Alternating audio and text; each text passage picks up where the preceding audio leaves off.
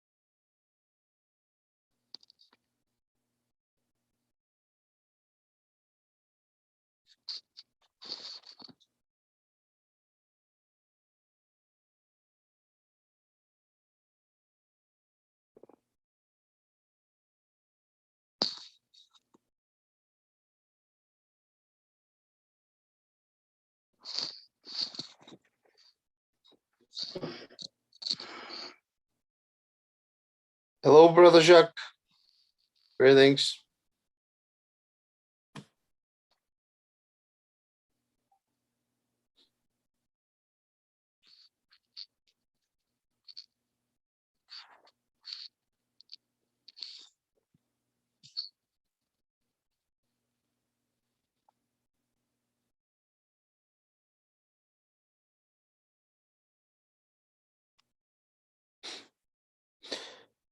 All righty.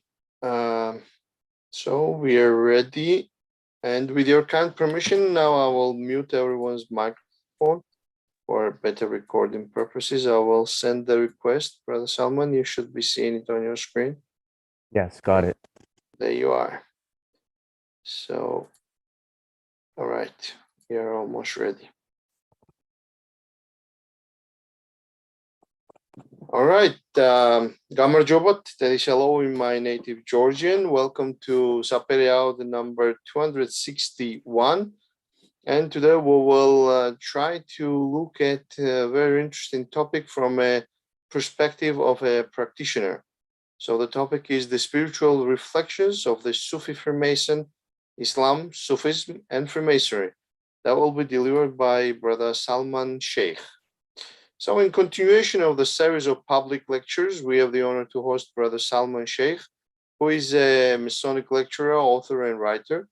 His writings have been published in various Masonic magazines in USA, such as the Pennsylvania Freemason, Rocky Mountain Mason, and the Southern California Lodge of Research. He has given lectures to various lodges and Masonic bodies online and in person, such as SRIA, Societas Rosencreux in Anglia, and lodges in the USA. He has produced over 100 YouTube videos and lectures on the study of Masonry and its comparison to various paths to find the oneness in all of them. He recently published a new book, The Spiritual Reflections of the Sufi Freemason, Volume 1, which is available on Amazon in an ebook and paperback format. He is the first person in his family to become a Mason and follow the Sufi Tariqa, or which is order, at the same time. He belongs to the Grand Lodge of Pennsylvania, Friend Accepted Masons USA under the ancient accepted Scottish Rite Valley of Philadelphia, 32nd degree, and the Royal Arch Companion of Holy Royal Arch Chapter number 183, also a Master Mason under the Lansdowne Lodge number 711 in Pennsylvania, USA.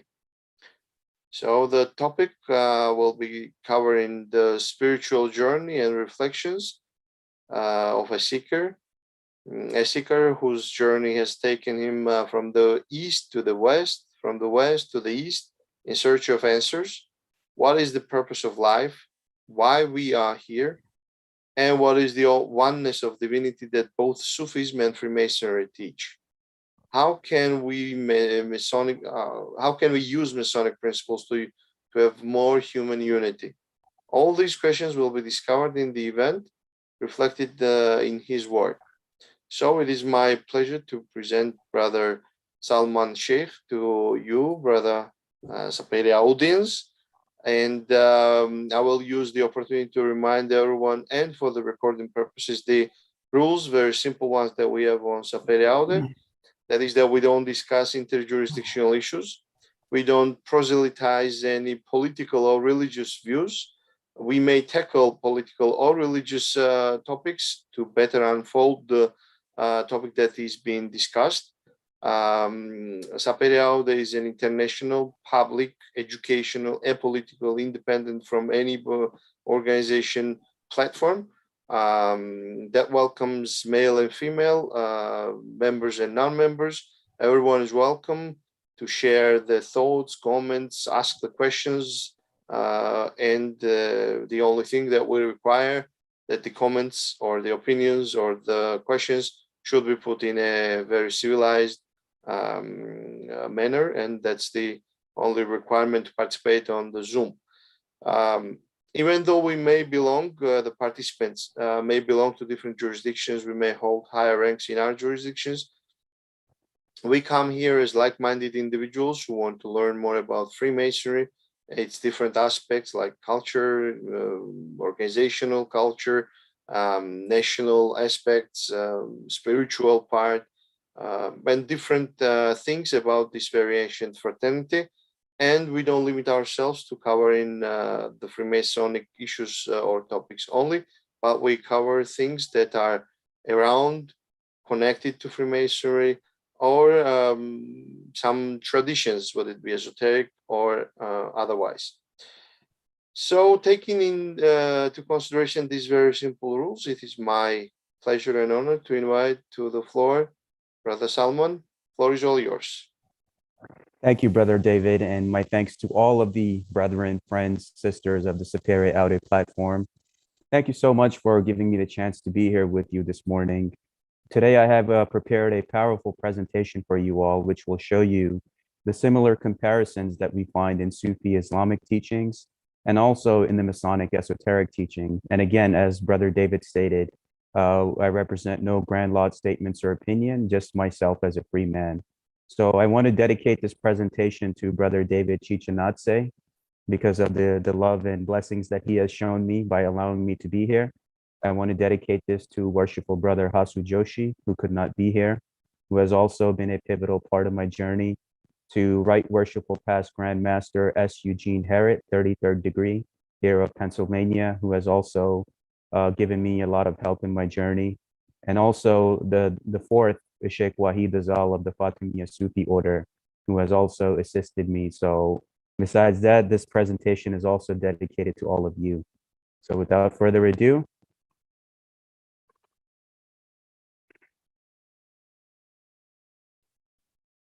Yeah, I confirm I see the presentation. okay, the screen share is working? Yes, I confirm I see the PowerPoint presentation. Perfect, perfect. So my dear friends and brothers, this basically teaches us about Sufism, which is the path of the heart. Brother Salman, sorry Yes. for interrupting. You may put it, well, click on from beginning, so it will cover full page, and for recording purposes, it would be much better to view it in a recording. Okay, can you view it now? It takes like 5 seconds before I see what you see. Okay, how is it now? No, it hasn't changed yet. You just click on that. No, what I will do is I will manually change the slides by myself. Yeah, but it's not a full screen. It just we just see menus overhead. So you may want to put it on in a full screen size. Okay. Just go to see there is a button from the beginning. Just click that. It should be. How is it? Do you see it? It hasn't changed on my side. Okay, what we have. Go ahead, please. Thank you, brother. So this path of Sufism and Freemasonry is basically the purification of the self and the heart. How to basically become a better human being and how to do the right thing with the time that's been given to you. So Sufism from the Islamic perspective is a system of morality veiled in allegories and symbols. Just like how in Freemasonry, we're taught the same values about making the best use of our one life that's been given to us, learning the seven liberal arts, learning knowledge, becoming a better human being, and also realizing the oneness of this world that we see, that regardless of who you are, where you come from, what you believe, we can all come together as brothers and sisters. So I would like to start a quote from William Preston. The true Mason is a citizen of the world, and his philanthropy extends to all the human race. Uninfluenced by local prejudices, he knows no preference in virtue, but according to its degree from whatever country or clime it may spring. So as Masons and as Sufis, we're taught to revere knowledge from wherever it may come, from whichever clime or country or environment it comes from. You're taught to give reverence to all knowledge that comes to you. And that is the importance of who we are, is that light comes from everywhere. And wherever it comes from, you must be willing to embrace it in your life. So the Sufi path is basically the concept of tasawwuf. So the path of the Sufis, the woolen cloth, having a personal relationship with the supreme being, your fellow man, and the system around you. And it's called taskiya nafs, purification of the heart. It's a system of morality to respect all systems you have been placed in and respect for your country, your fellow man, God, etc. In the same manner that Freemasonry teaches us is to love your neighbor, love your friends, your family, respect the laws of the country you live in, to be a good citizen, etc. And what it tells us is that the human heart right now is currently under attack, where all these aspects of divisions we see in society, we've been desensitized to each other in many ways, where right now society does not feel any kind of sympathy towards one another. We're losing that human touch. So Sufism tells us to protect your heart and trust the teaching of your heart, because that's where you will find the aspect of divinity. So those that are looking for God in their own journey, in whichever capacity that they're looking, the Sufis basically are teaching you to look within yourself, find that within yourself, because whatever you're looking, your whole life, you're working on the outside just to work your way back in. So that's what the Sufis are teaching. And they are known as the people of the bench, who were initiated into the inner mysteries of Islam. So it's similar to Mark 4:11, where you had those that were initiated into the inner mysteries, and then all those on the outside were taught in parables. So the Sufis were basically taught the oneness and of all humanity, of all the teachings around them, and the aspect of taskiya nafs, which is purification of the self. And what the Sufis teach you is, if you have a pure heart, that is the greatest wealth, my brothers, that you can accomplish in your life. Because those with a pure heart will always be protected from evil. They will always have their needs provided for in this human life. And everything in this life will go in their favor, regardless of the good and bad times that come in all of our lives, which is inevitable, knowing that this journey that we're on. So Tasawwuf is teaching us to be those that are of the woolen cloth, to have that aspect of simplicity and an aesthetic lifestyle within your hearts and minds as well. So there are the three stages of Sufism, similar to the three stages of Freemasonry. So the first stage is fighting the ego and coming to light, hakikat. That is the truth. Once you realize the hakikat, or the truth, you embrace that from coming from darkness to light. Second is the tariqat, to unite with the grand architect of the universe, which Rumi always calls being separated from his beloved. And the importance of being one with the creator is, right now, from the Sufi perspective, is that mankind is currently in its fallen state. We're in this realm right now. Yes, brother. Brother Salman, sorry for interrupting you. I guess you have changed the slides, or you may have not, but I see we are still on the first slide. Is that okay? No, I'm actually on the third slide. Yeah, because it hasn't changed here. That's why I saw the 3 stages down there. Yeah, now it has changed. Should I do it this way? Yeah, would be fine. Yeah. Okay. So sorry about that, everyone. Okay. Okay. How is it now? Can you see it? Yes, yes, it changes. Now we see tasawwuf. Okay, great. So tasawwuf is what I just explained recently, and now we go into the 3 stages. So the 3 stages, my brothers and friends, is basically the 3 stages of the degrees of Sufism, and similar to the 3 stages of Masonry.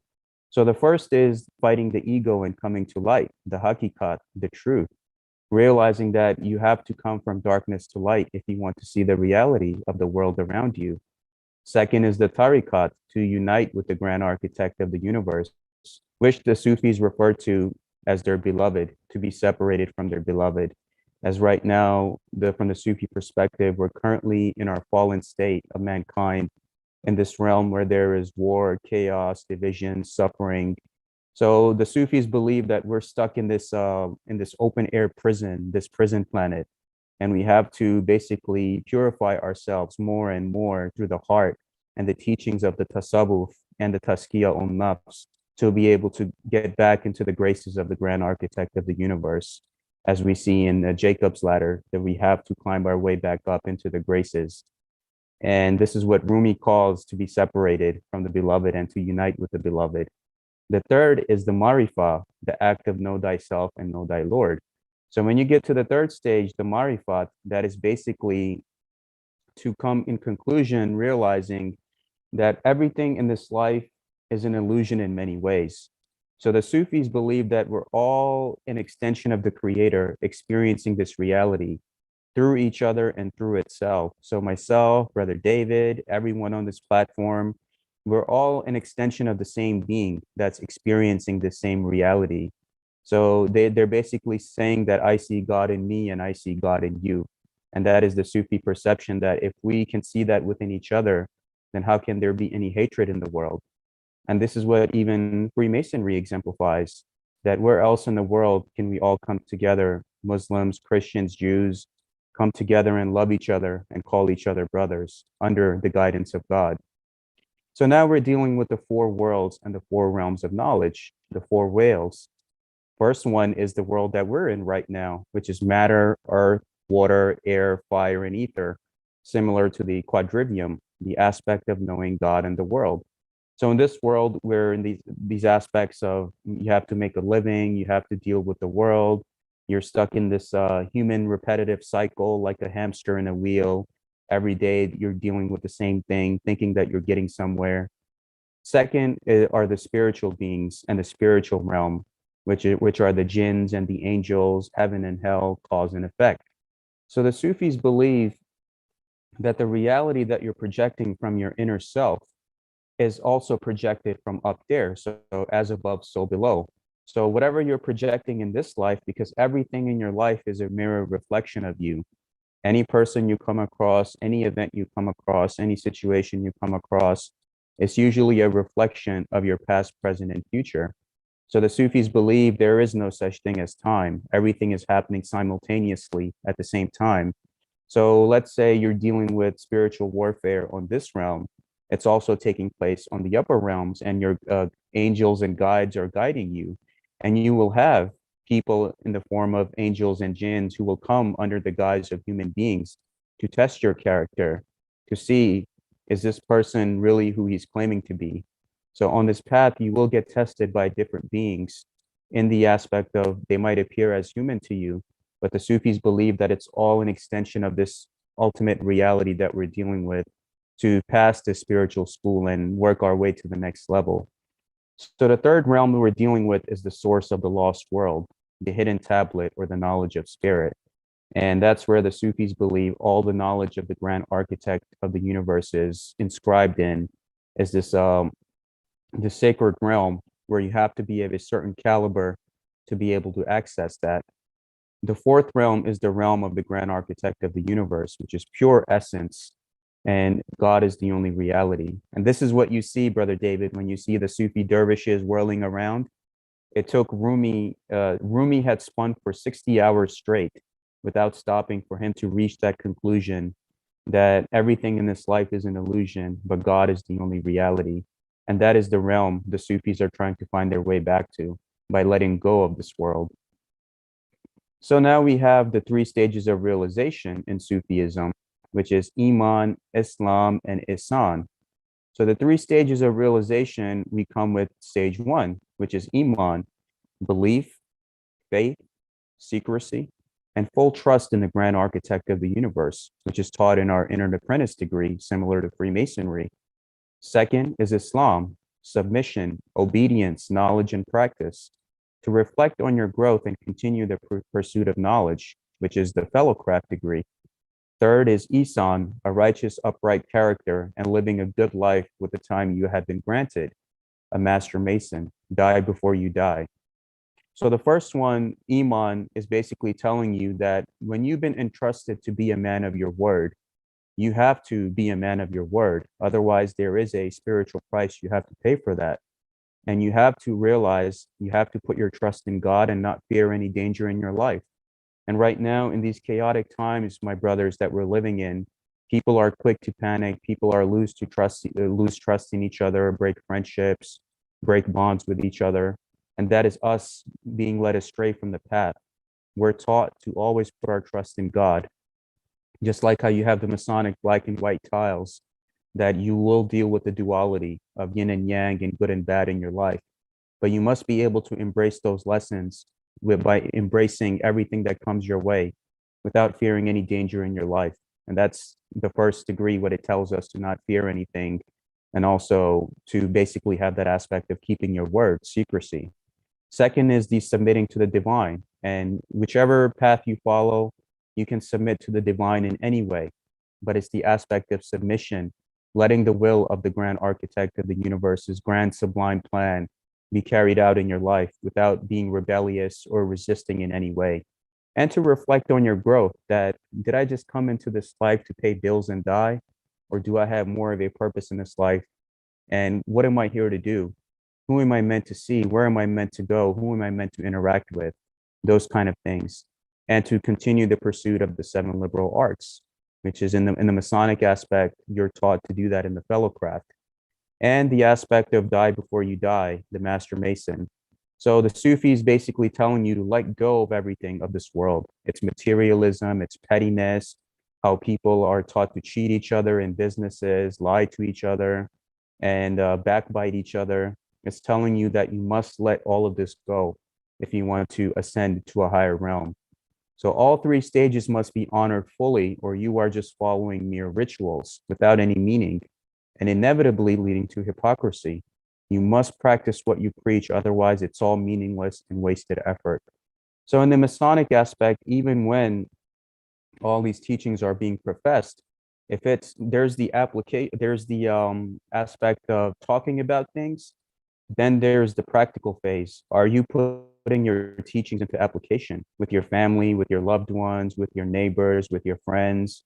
I mean, it's nice you go to the Masonic events and Sufi events, even for myself, and you're taught all of these great moral lessons, but it won't mean anything unless you're in a position where you're putting it into application. And that's what the Sufis are emphasizing. Now we have the aspect of dealing with the pillars. So you have jihad with the self. Now, the word jihad is basically to conquer yourself, because you yourself, what the Sufis teach, you're your own greatest enemy and your own greatest friend. And it depends on how you want to pursue those ideals and reflections in your life. So honoring the pillars in Islam, you have the five pillars, which is Tuscan, Doric, Ionic, Corinthian, and Composite. First, with the I, Shahada, to declare your faith in the grand architect of the universe. S, Salat, prayer, to always be in a state of prayer. Now, when we refer to somebody as worshipful master or as worshipful brother, most of the naysayers who have these misconceptions about Freemasonry would say that you can't serve two masters at once. So what the Sufi says, that you're not serving two masters at once. You're giving reverence to this brother who is a worshipful brother because he's full of worship for the grand architect of the universe, who has labored his way from the west to the east, from darkness to light, in his quest to not only educate and grow himself, but to educate and liberate his brethren, or those that come to him for aid and relief. El, which is fasting, which is to circumscribe your desires and live your life within due bounds. Not do anything in excess, do everything in moderation, because anything you do in excess, you fall out of balance. And that when you fall out of balance, you ultimately end up damaging your temple and those that are around you. So you must do everything in moderation in your life. A is the Hajj, which is the pilgrimage to the holy city of Mecca. And that you're only allowed to do if you're financially capable to do so, to travel to the east for the pilgrimage in Mecca. Same thing in Freemasonry. We are not taught to take on any extra work on ourselves, which could be detrimental to ourselves and our family if we are financially unable to afford it. So it only tells you to be responsible and only handle what you can handle, and be upfront about it if you don't have the capability to handle it, and your brethren will be there to relieve you. So ask and you shall receive. M is zakat, which is almsgiving. So the aspect of the Sufi who has to give 10% of his income to the poor, whether it's a family member or a charity. And in the Masonic principles and organizations, that's also stressed. Every time you go to lodge, there's the importance of charity and almsgiving. Anytime you go to any Masonic event, Masons are known for their charitable donations and how they're there to relieve each other and take care of widows and orphans and take care of those that cannot take care of themselves. So the basic aspect is jihad al-nafs, which is to struggle against your lower self, such as lust, envy, greed, desire, fear, all of those things which are not there to ascend you into a higher being. And that is what is there, my brothers, friends, and sisters, to help you become a better human being. So you're dealing with the square and compasses of Freemasonry. On the left, you see the Masonic interpretation, and on the right, you see the Sufi interpretation. And it basically supports from the Sufi aspect on what Freemasonry teaches, that Freemasonry is open to those who believe in a supreme being, which is supported by the volume of the sacred law in the Quran, Surah 2, verse 256. There is no compulsion in religion. So the Sufis will never force you to practice anything, and all walks of life are welcome to Sufism. It doesn't matter what your background or religion is. And the aspect of from darkness towards light is emphasized. Min az-zulamati ilai an-nuri, to basically be in this quest from darkness to light and not waste the time that the human life has given you. So the Sufis believe in the Muhammadan reality. Now, most people, when they hear the name Muhammad, they think of the 6th century prophet that manifested in Arabia. But the Sufis believe that we are in part of this Muhammadan reality. So when we see in the Masonic teachings, when God says, "Let there be light," this is the light that the Sufis view as in their perception. And the light of Muhammad, what they believe is when there was darkness and there was primordial chaos before the creation of anything, everything was just this darkness and abyss and chaos. The light, God created this light. And from this light, all the humans, animals, galaxies, planets, stars, the moons, the sun, everything came from this light. So if we all come from the same source, how can we have any hate for one another if we all originate from the same source? And that is what the Sufis refer to as the light of Nur Muhammad, or the Muhammadan reality, is that once you realize that oneness, that everything is one, and you and I are all just manifestations of the same being, experiencing this reality through each other, then so much love and empathy can be created. Where if I hurt somebody and if I tell somebody that when he's hurting somebody that, in reality, you're hurting your own self by hurting him. Do you know that? Or if you say something good to somebody, do you know that you just said that good to yourself? And that is exactly what the Sufis are emphasizing. What is the goal of the Sufi and the Mason? The goal of the Sufi is to become one with his beloved, the grand architect of the universe, and to become better in his adab and his character, and being to honor self and humanity. The goal of the Mason is to believe in God, honor his brothers, smooth his ashlar, and be a better man. Now, the emphasis is related on tawakkul, which is complete trust on God, that no matter what happens, you always trust God, whether you're going through good times, bad times, moments of doubts and suspicions. Now, there's an interesting story that a Sufi master, how he tested his disciple with this exact scenario. So when the disciple was instructed to come see the master, there were about 5 or 6 stray dogs outside near the entrance.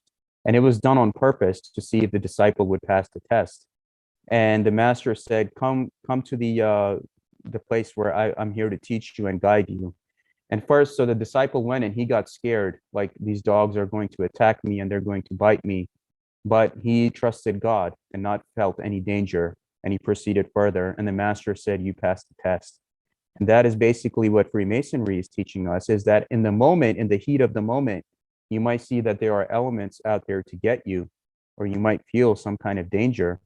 But your first stage of Masonry, that is the first thing that was emphasized to you, is to not fear any danger when you have tawakkul, the complete trust in the grand architect of the universe, knowing all the things that you're meant to do, people that you're meant to see, places that you're meant to go. Destiny unfolds in this grand sublime plan. And the creator is like a painter on a canvas, painting your life like a tapestry of different colors and patterns that is to be celebrated, not condemned. Tawheed is belief in a supreme being. So the aspect of Tawheed is the oneness of the supreme being. So whichever capacity you believe in the supreme being, that is your path for you to follow. As long as whatever path you're choosing is helping you become a better human being, then that is the path for you. It's like here, I'm in Philadelphia right now, and there are 6 different ways from Philadelphia for me to get to New York City. I can get in a car, I could drive there, I can catch a bus, I can catch the Amtrak, I can catch a plane from Philadelphia Airport. Whichever path I take, it's helping me get to the destination. So it's like how we have in our Masonic pyramid, where we have one mountaintop, but whatever path you take to get to that mountaintop, it's all relative because we're all going to meet each other at the same place, no matter which path you follow. So most people do not know that Prophet Muhammad was a widow's son. So Muhammad lost his father at a young age and was raised by his mother, a widow, till the age of 6. And he married Khadija, who was also a widow at the age 25.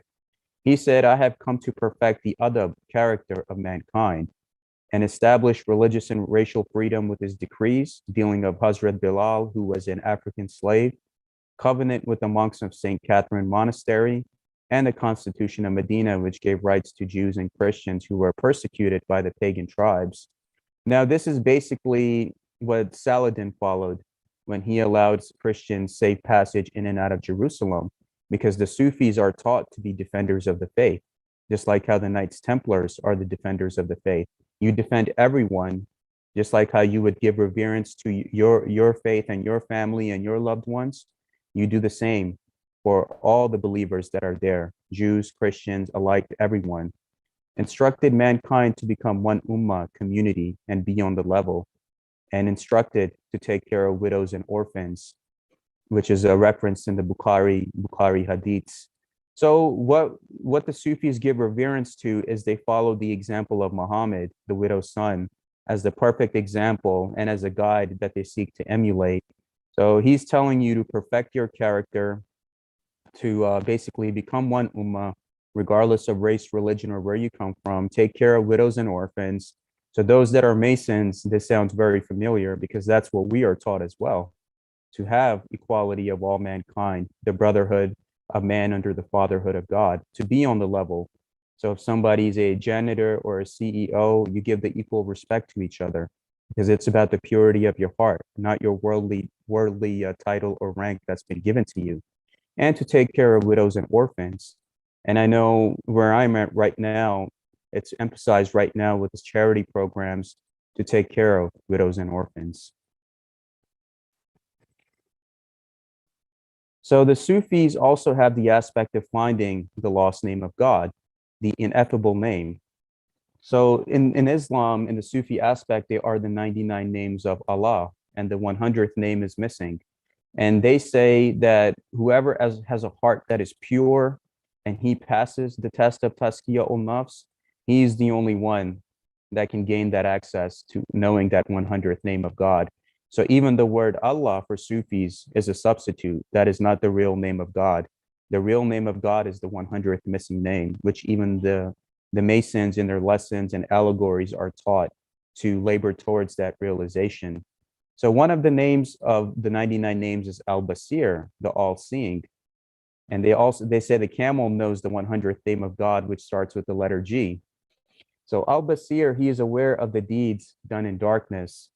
And the Sufi basically instructs, there's a story that a Sufi master instructs three of his students, and he gives them all a chicken. And he tells them, go take this chicken somewhere where you can kill it and no one will see you. So the first one takes it in his home and kills it there. The second one takes it in the forest and kills it there. Now, when the third one, of course, it happens in three. So the third student, he comes back to the master and he tells the master, I couldn't kill this chicken anywhere because wherever I went, God was watching me and he was going to hold me accountable. So this is the lessons that the Sufis are taught, that no matter what happens, you have to realize that you're always being watched. There's always a spiritual price to pay for your actions in this life, on how you deal with yourself, how you deal with your family, how you deal with those that you conduct business with. And you must, and this is the a part where the application comes in, where you're taught the morality of Freemasonry, or those that follow Sufism, you're taught the morality of Sufism, but if you fail to put it in application, then there is a spiritual price you have to pay for that. And that is what they're teaching us with the aspects of the ineffable name of God, that those actions are brought where your heart technically gets weighed on a scale and it has to be lighter than a feather. So we also have the brethren of the white cloth. On the left-hand side, you have the innocence of the lambskin of the Master Mason's apron, where in Freemasonry, there are no strangers, only friends that you have yet to meet, which is a beautiful saying, knowing that if I'm wearing a Master Mason's apron and I see another brother wearing a Master Mason's apron, there is no introduction needed. That immediate love and bond and brotherhood develops as soon as you see another brother. And that is the beauty of this journey. On the right-hand side, you have the holy city of Mecca. When the pilgrims go to Mecca, the holy city in the east, to do their pilgrimage. And as you see, it doesn't matter what their race or background is, they're equally divested and on the level. And the white cloth, which is known as the ihram, or phonetically what's referred to as hiram in the Sufi perception, is you all become hiram and you all wear this white cloth of equality and death, because they tell you that on the day of death, this is how you're going to be covered. So they're already preparing themselves to be on that journey, knowing that money or titles or referrals cannot buy my way into the graces of the grand architect of the universe. Similar in Freemasonry, what you're taught, that it's not money or anything of that nature which can buy your way into the brotherhood. It's about having a pure and simple heart. That is what helps you. That is what will guide you. And that is what will protect you. And this is what changed the heart of Malcolm X when he went to Mecca, because the other forms that he was being taught to hate white people. But when he went to Mecca, he realized that everyone is equal, everyone is on the level. And that is what changed his life. And that is exactly what we're being taught, is that anywhere anyone that's teaching you hate or division of any kind, just know that that person has their own agenda, and that person is not of God, or not representing themselves as a true moral man. Anything that's promoting unity and equality, that is of the nature of the grand architect of the universe, because we're all under this one canopy of heaven together, trying to do the right thing with the time that we've been given. So now we have the aspect of memento mori, my brothers and friends, which is to basically what Freemasonry teaches us with the symbolism of the skull, that this one life that you've been given, don't waste your time, make the best use of your life while you've been giving. And it also tells you about the black and white tiles, the white lodge and the black lodge, that both good and evil come from God, and you must believe in destiny. And it's referred to in Sufi teachings that every soul will taste death, and we test you with evil and with good as trial. and to us you will be returned. And in Freemasonry, you're also taught the lessons of making the best use of your one human life, and also the aspects of the duality, living in both the black and white tile nature, knowing that both good and bad come as trial from the grand architect of the universe. And you must embrace each venue, each situation, each circumstance that comes in your life. Because face it, honestly, if any of us, if it was always a good time all the time, we wouldn't be who we are today with our wisdoms, with our lessons, knowing right and wrong. It is just the nature of this order and chaos that has been set by the grand architect of the universe. Order out of chaos, you cannot have one without the other, because if one exists without the other, then either or loses its purpose. And that's how good and evil has been set in this realm, meaning it cannot always be a good time all the time. There is that aspect of balancing out good and evil, how it's reflected in your life as well, and how you must make the correct moral choices with the time that you have been given. And that ultimately depends on each person, because even as we're taught in our Masonic teachings, that every man has walked this road before you. But when your time comes, you have to walk this alone. You will be given the lessons, you will be given the teachings, but how you choose to walk this road, it's up to your own free will and accord. So the Sufis are always taught to be on the level with their brothers and sisters. Now, this is an image that we have here from the Scottish Rite House of the Temple in Washington, D.C., where you have all of the Holy Scriptures, volumes of sacred laws laid on the altar. And this is referred to what the Sufis believe, the teachings of the Quran, where it says that those who believe in the Quran and those who follow the Jewish scriptures and the Christians and the Sabians, any who believe in God in the last day and work righteousness, shall have their reward with their Lord. On them shall be no fear, nor shall they grieve. And 49:10, it tells you that the believers are brothers. So make peace between your two brothers and be mindful of God, so that you may be given mercy. This is emphasized in Masonic teachings when we're taught when two or three are gathered together, your presence is amongst them, the presence of the grand architect of the universe, and also relates to Psalm 133, where it teaches us, behold, how good it is for brethren to dwell in unity. So it's telling us to make peace with one another and know that all of your brothers are here as believers, whether they're Jews, Muslims, Christians.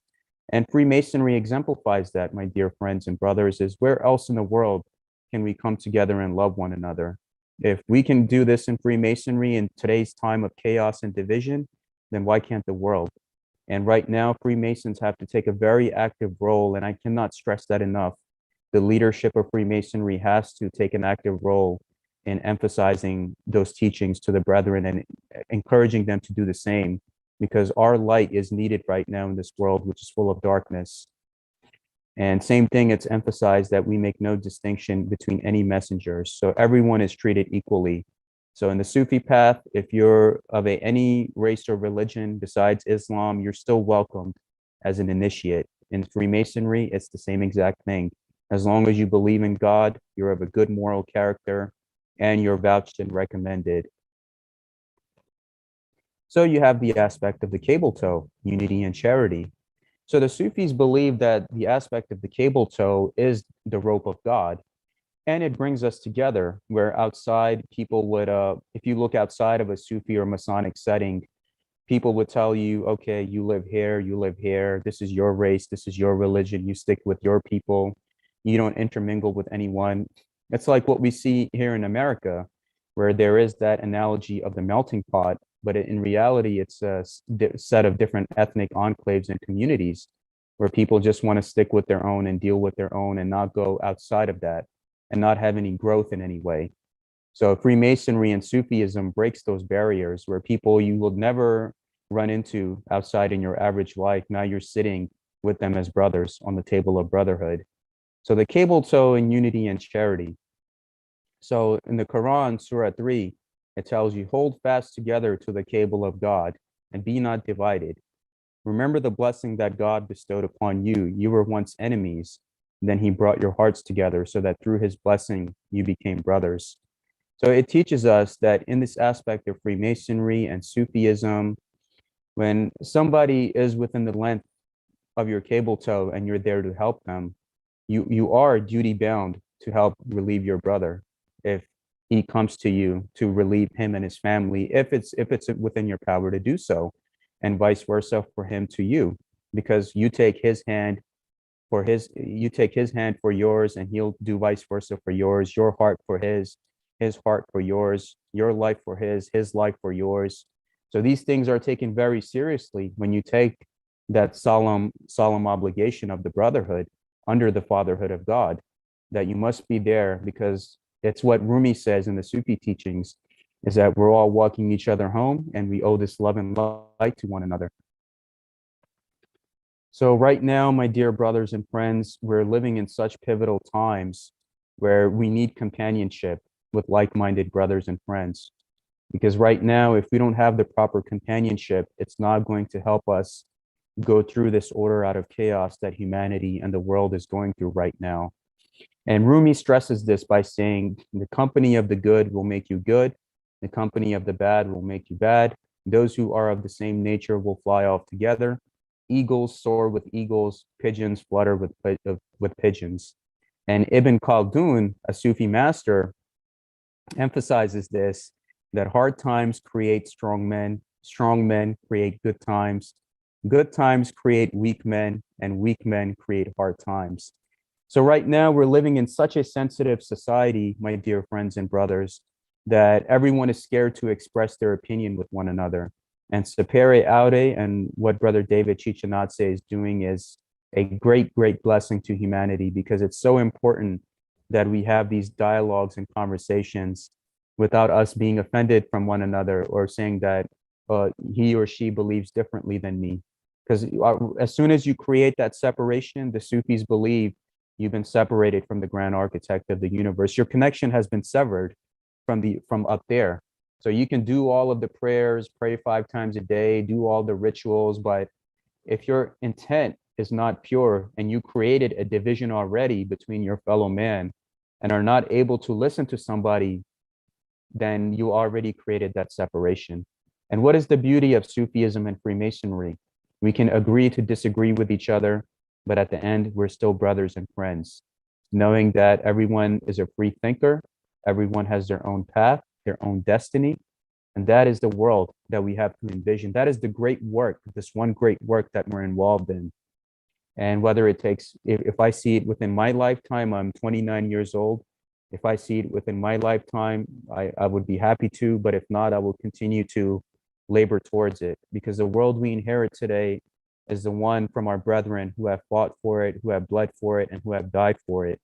So if in today's times we're acting in a weak nature and not taking the chance to be revolutionaries and kingmakers and movers and shakers, what the Masonic Brotherhood was known for, then it's not going to do justice for the next generation. So moving on, in the Sufi path, we're taught to eat, drink, and fellowship, what in Freemasonry is emphasized as the fork and knife degree, where they tell you, brother, we know why you're here, but just don't make it too obvious why you're here. So we're instructed to eat together and invoke God's blessings, encourage for brethren companions to eat together and break bread together, because what is the easiest way to somebody's heart? Sit down and have food with them, and that will mellow them out, and they will share everything with you. And that creates a bond that you cannot have in any other setting. So it's very important why eat, drink, and fellowship is emphasized. And the best in the Sufi path are those that serve food to others. So in the Sufi path, there's a story that there was a few people that came to Muhammad, the widow's son, and asked him, "Oh, great teacher, there's this pious man praying 5 times a day. He's going to the mosque, he's doing all of these great things, and he's doing whatever he's supposed to do." And then Muhammad asked him, who is serving him food, who is providing his needs, and who is providing his toiletries? And they're saying, we are. And he said, you're better than them. So the Sufi path is telling you that if you're a person that serves others, lives your life in service to others, puts others before yourself, even what Freemasonry teaches us, that is more greater than you praying 5 times a day or reading the Quran or doing these different things, because service to humanity is the greatest form of worship that you can do. Because if we're all an extension of that same being, the grand architect of this universe, who's manifested in these different avatars, then if we're serving each other, we're in technicality serving him. And that is what the Sufis are emphasizing, is take care of your brothers, find out if his family is okay, find out if his kids are okay, as if they were as if they were your own. And that is most important, my dear brothers and friends, is right now we live in such a society where the neighbors don't even say hello to each other. They do not say hello to each other. There's the aspect of division that's been created in society. And we need to eliminate that by working towards what's right and what's wrong in this world. Please excuse the phone ringing in the back. So now we move on to kashaf, removing the veils to know God. So if you've seen those that have witnessed the Master Mason degree and the Royal Arch degree, without going any further into its teachings, you would know what it means to remove the veils. So the seven wheels to God, the grand architect of the universe: reason, knowledge, the heart, the self, senses, desire, and will. Only the true seeker will find God's reality, which can be found only through self-realization. You are given the tools, but must do the work yourself.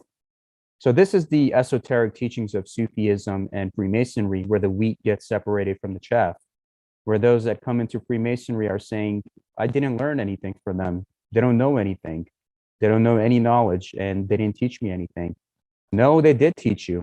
They did give you the tools. They gave you everything you needed, but it was you that failed to realize. And no one is going to hold your hand on this road and walk you. You are told up front that this is your road. Here are the lessons. Here are the teachings. Now, how you choose to walk it is between you, your brethren, and the grand architect of the universe. And that is what the Sufis are being taught as well, is that you are given these different teachings, but if you're not failing to do anything about it, then that's on you. It's like with the Sapere Aude platform. When the pandemic happened in March 2020, the entire fraternity got shut down. But what did the brethren do? They improvised, and they used the tools that were given to them, and they created, as builders like they are, a platform which to this day is serving the brethren and community of the world, not just to bring everyone together, but also to eliminate the misconceptions of Freemasonry that many have. So it's all about lifting the symbolic veil between the heart of the believer and the true reality of God. And as we see, the Sufi symbol, which is the crescent, Islamic, and moon, has the wings around it and flying. And I had a dream one time where I was in the Grand Lodge above. I was in this beautiful white building with beautiful pillars, and I saw the Masonic square and compass that had the wings around it, and it was flying around me. And I still remember that dream vividly to this day. So we also have the aspect of the Sufi. He's a good man. First, your family, the 24-inch gauge. So the 24-inch gauge teaches you to divide your time properly between yourself, God, your neighbor, your vocations, and your family, as the lessons of Freemasonry teach us. So the social responsibilities of Sufism concerning are based on kindness, consideration of others. Your first obligation, my dear friends and brothers, is to your family, then to other relatives, neighbors, friends, and acquaintances, orphans and widows, the needy of the community, our fellow believers, our fellow human beings and animals. So Freemasonry teaches you is first put your job first, your financial health, your physical and mental health, and the health of your family. So if being in Freemasonry, most people forget it's a volunteer organization. If being in Freemasonry is taking too much away from you in your time, where your family is being neglected, your health is being neglected, your finances are being neglected, you're going in debt, then that means you're doing something wrong, because you're not following the lessons of the 24-inch gauge. Everything has to be done the right way. You come to Freemasonry when you have a good career, you're able to sustain a job, you're able to sustain a family, sustain a relationship, because that is the mark of a true good man, because you already have a solid foundation about you. And that carries over into Freemasonry, where good men become better men. So it's most important that you put your family first and realize that there's no neglect happening while you're dedicating time to Freemasonry, and also your first obligation coming to your family. So in the Sufi path, my dear friends and brothers, you have the concept of proper vetting, recommendation, and mentoring, what they call as tarbiyat in Arabic. You have to truly be about it for you to gain anything. Proper recommendation of the seeker is needed, or the sheikh, who is the equivalent of the worshipful master, and the proposer, who is the equivalent of the recommender, have to deal with spiritual consequences from God. The seeker must be of a pure heart, intent, and soul. Once initiated, the seeker must be carefully mentored and counseled, quality over quantity. Uplift the seeker's heart so he can do for others. What's the first thing that happens when there's any kind of Masonic issue? They find out who the proposer is. So in Sufism, as you see on the left side, there's the sheikh who's sitting with his disciples and students. They're doing the proper initiation and recommending. On the right-hand side, you have the worshipful master who's instructing the new brother with his lessons and morals and degree work that he's being taught. So in Sufism, they tell you that if you bring any wrong person into the order, you have to deal with spiritual consequences from the grand architect of the universe, because it's like a chain, like how you have living past masters in a lodge. It's like one chain connected to the other chain, connected to the other chain, passing it on. So in the Sufi tariqa, you also have the sheikhs, what they call the silsila, or the golden chain, where one sheikh goes to the next sheikh, goes to the next sheikh. So you have to deal with spiritual consequences if you bring somebody that is not of a right nature, that is a ruffian, or is there with an improper motive. So in Freemasonry, it tells you that if you're there for an improper motive, then that is not for you.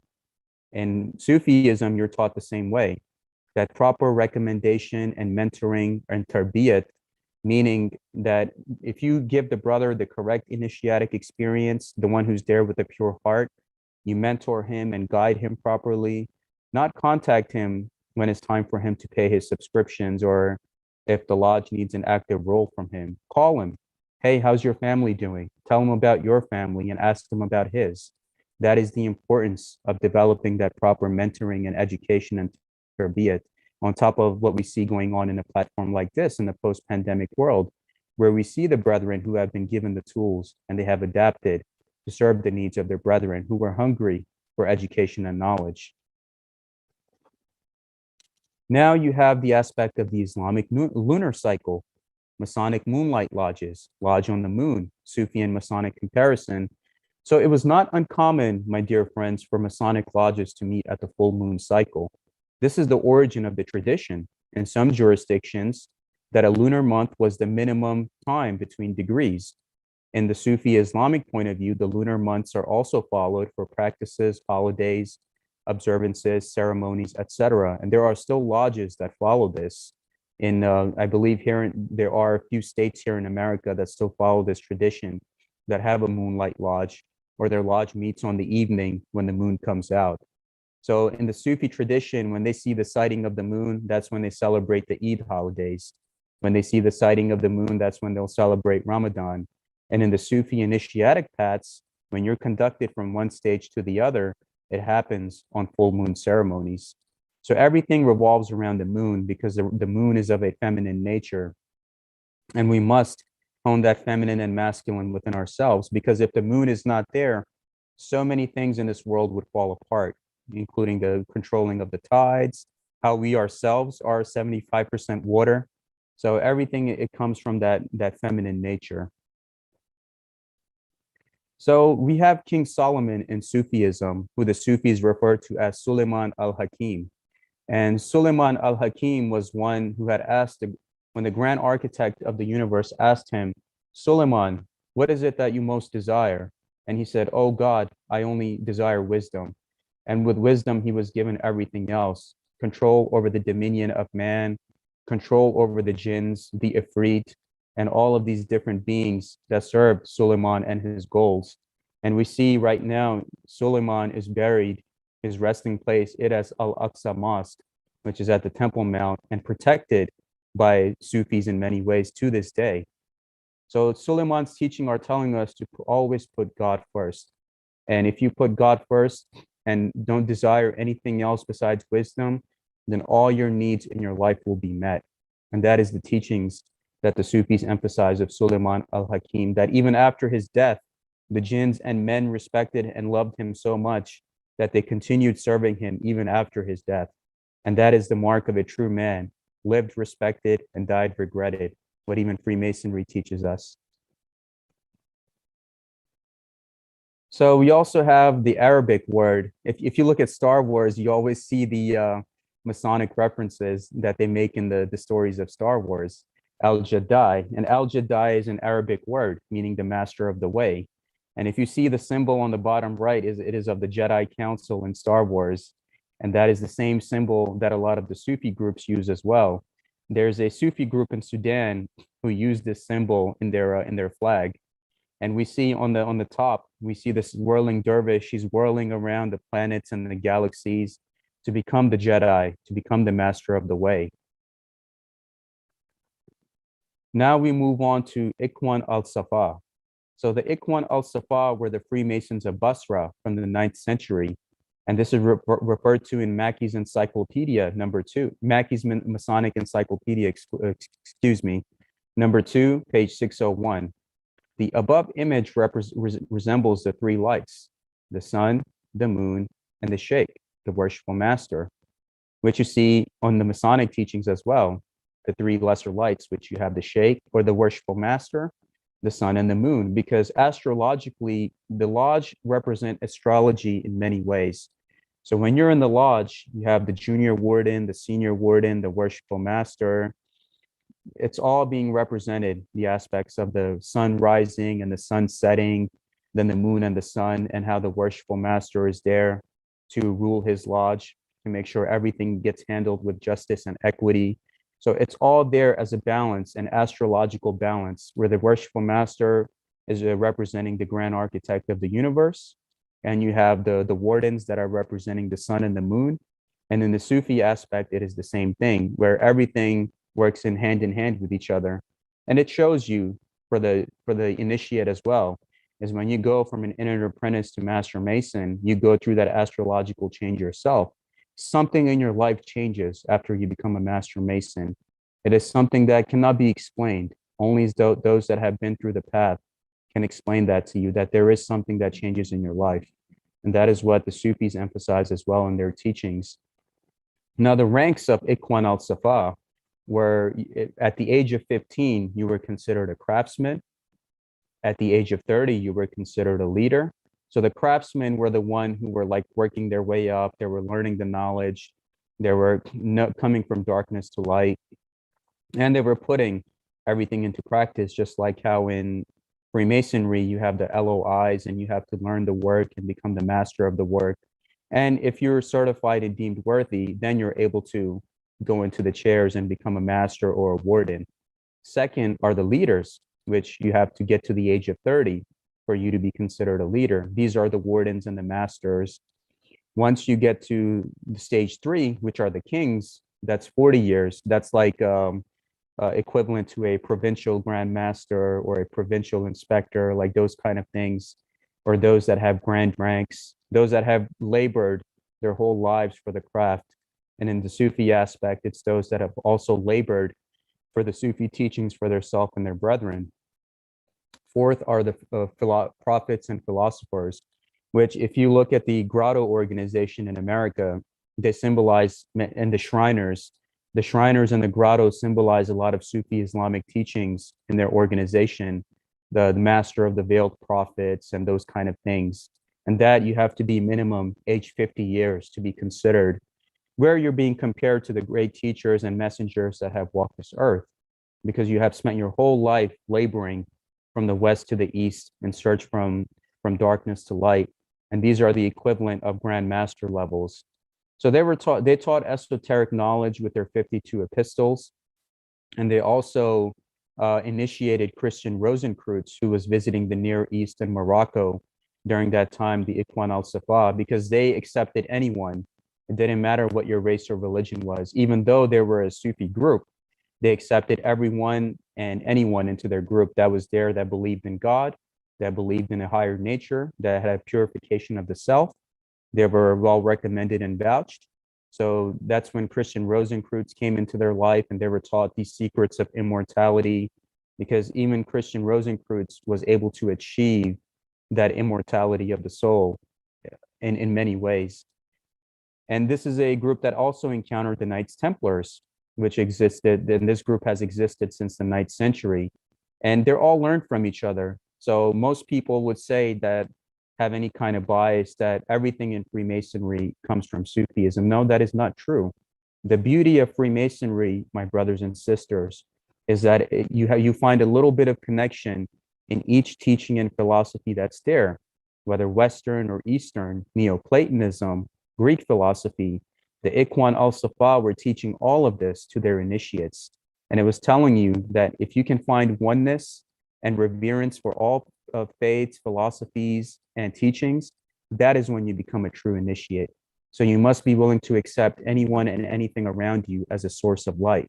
And that is why they got along so greatly with the Christian Rosencreutz and the Templars as well.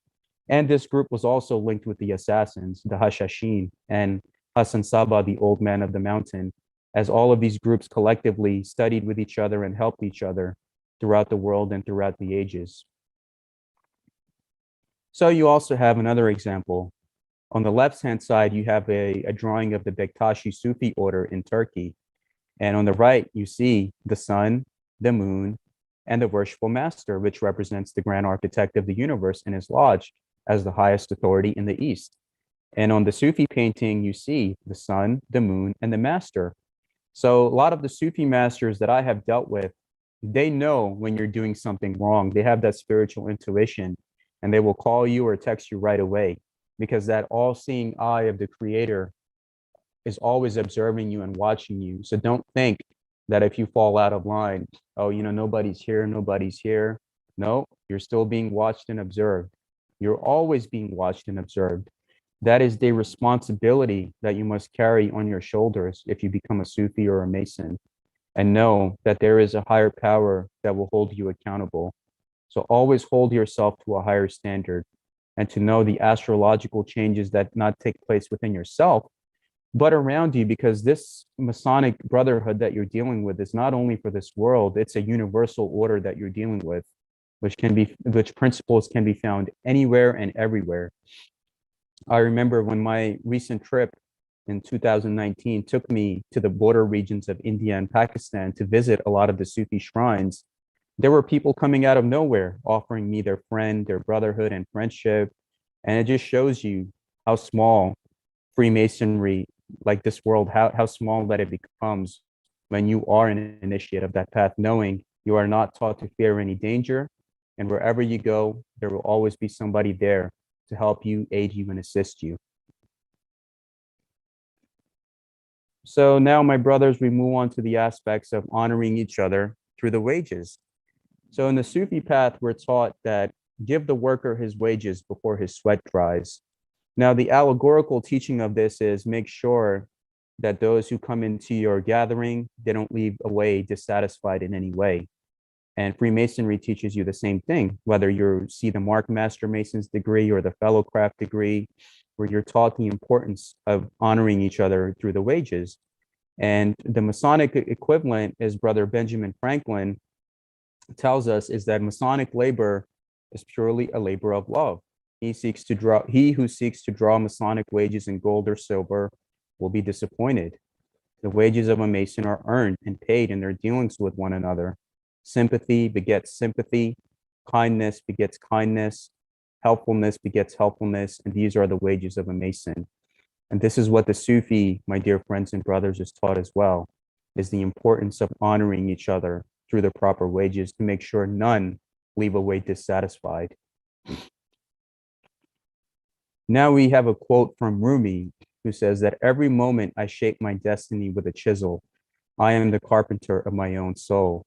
And then we see the Sufi dervish who's whirling and letting go of this world because he wants nothing to do with this world and its greed and ego and pettiness and malice and divisions.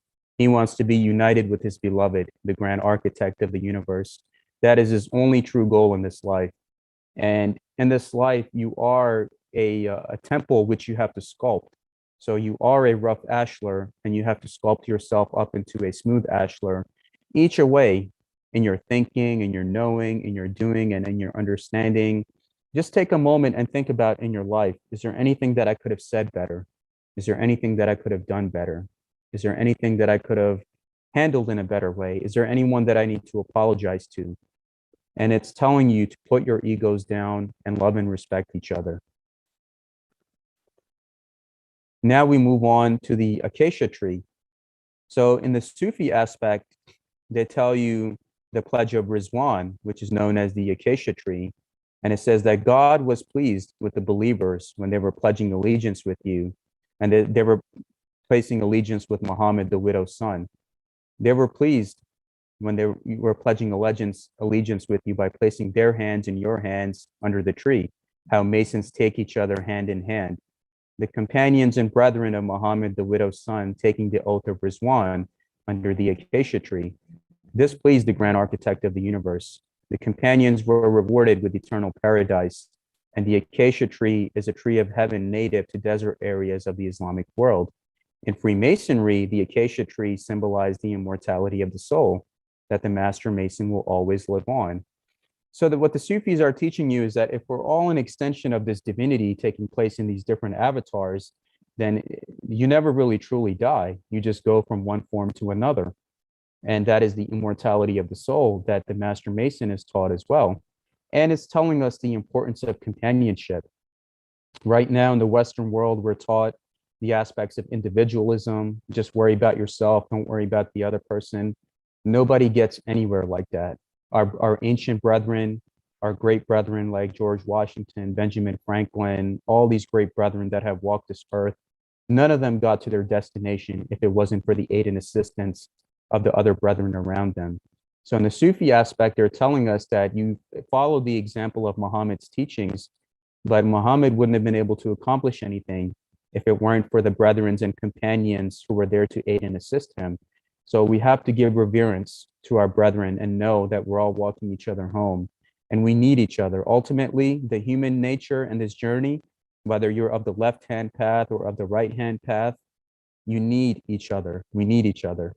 Whether it's somebody that gives us a shoulder to cry on, somebody to talk to. As Freemasons, we are taught, hey, brother, if you need somebody to talk to, please give me a call.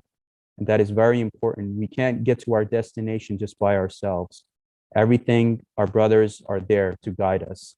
And that is what the pledge of the Acacia Tree that the Sufis are teaching us. Now we have the aspects of the 7 liberal arts, which are rhetoric, grammar, astronomy, geometry, arithmetic, music, and logic. And as we see on the left-hand side, this is a picture from the 15th century, where the Sufis are being taught the 7 liberal arts and sciences. So here we have the compasses, here we have the square, which is telling them to square your actions, and the aspect of the compasses, the astronomy, where all of the stars have Arabic names. You have the hourglass, which is telling you to basically don't waste your time with the time that you have been given. Don't think that this life that you're in is going to last forever. So the Sufis believe right now this life is a dream realm, that this life we're in is a simulation. We're stuck in this open air prison because we went against God in some way, shape, or form as rebellious devils. And that's why we've been placed under this quarantine or lockdown until we get our act together and become better human beings. That's when we'll be able to ascend to higher realms. So that's what they teach us. And this also, Ikwan Al-Safa, is referenced in Mackey's Encyclopedia, number 2, page 601, as a pre-1717 group that taught the arts and sciences. And as we see, they have the Masonic tools displayed in their paintings to have the love of knowledge and each other.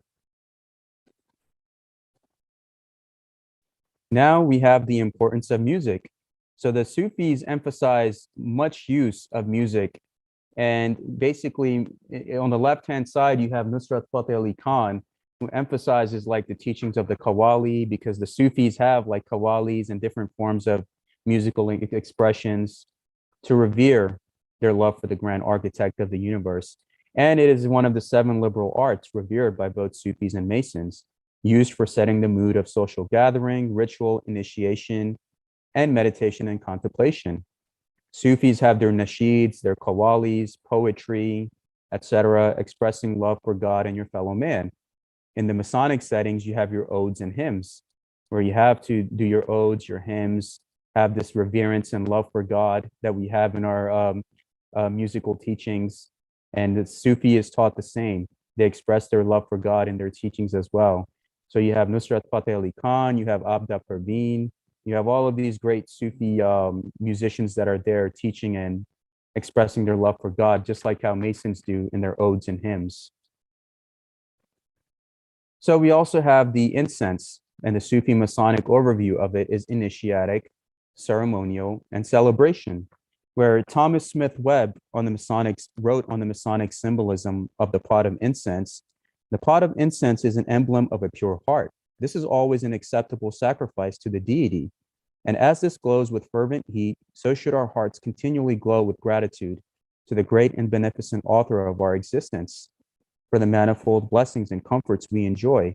It is interesting that although the pot of incense is accepted as a symbol of Masonry, the particular type of incense burned is never mentioned. Incense used in many mystery schools of initiation, including King Solomon's temple, the tabernacle, used in both Sufi and Masonic initiations.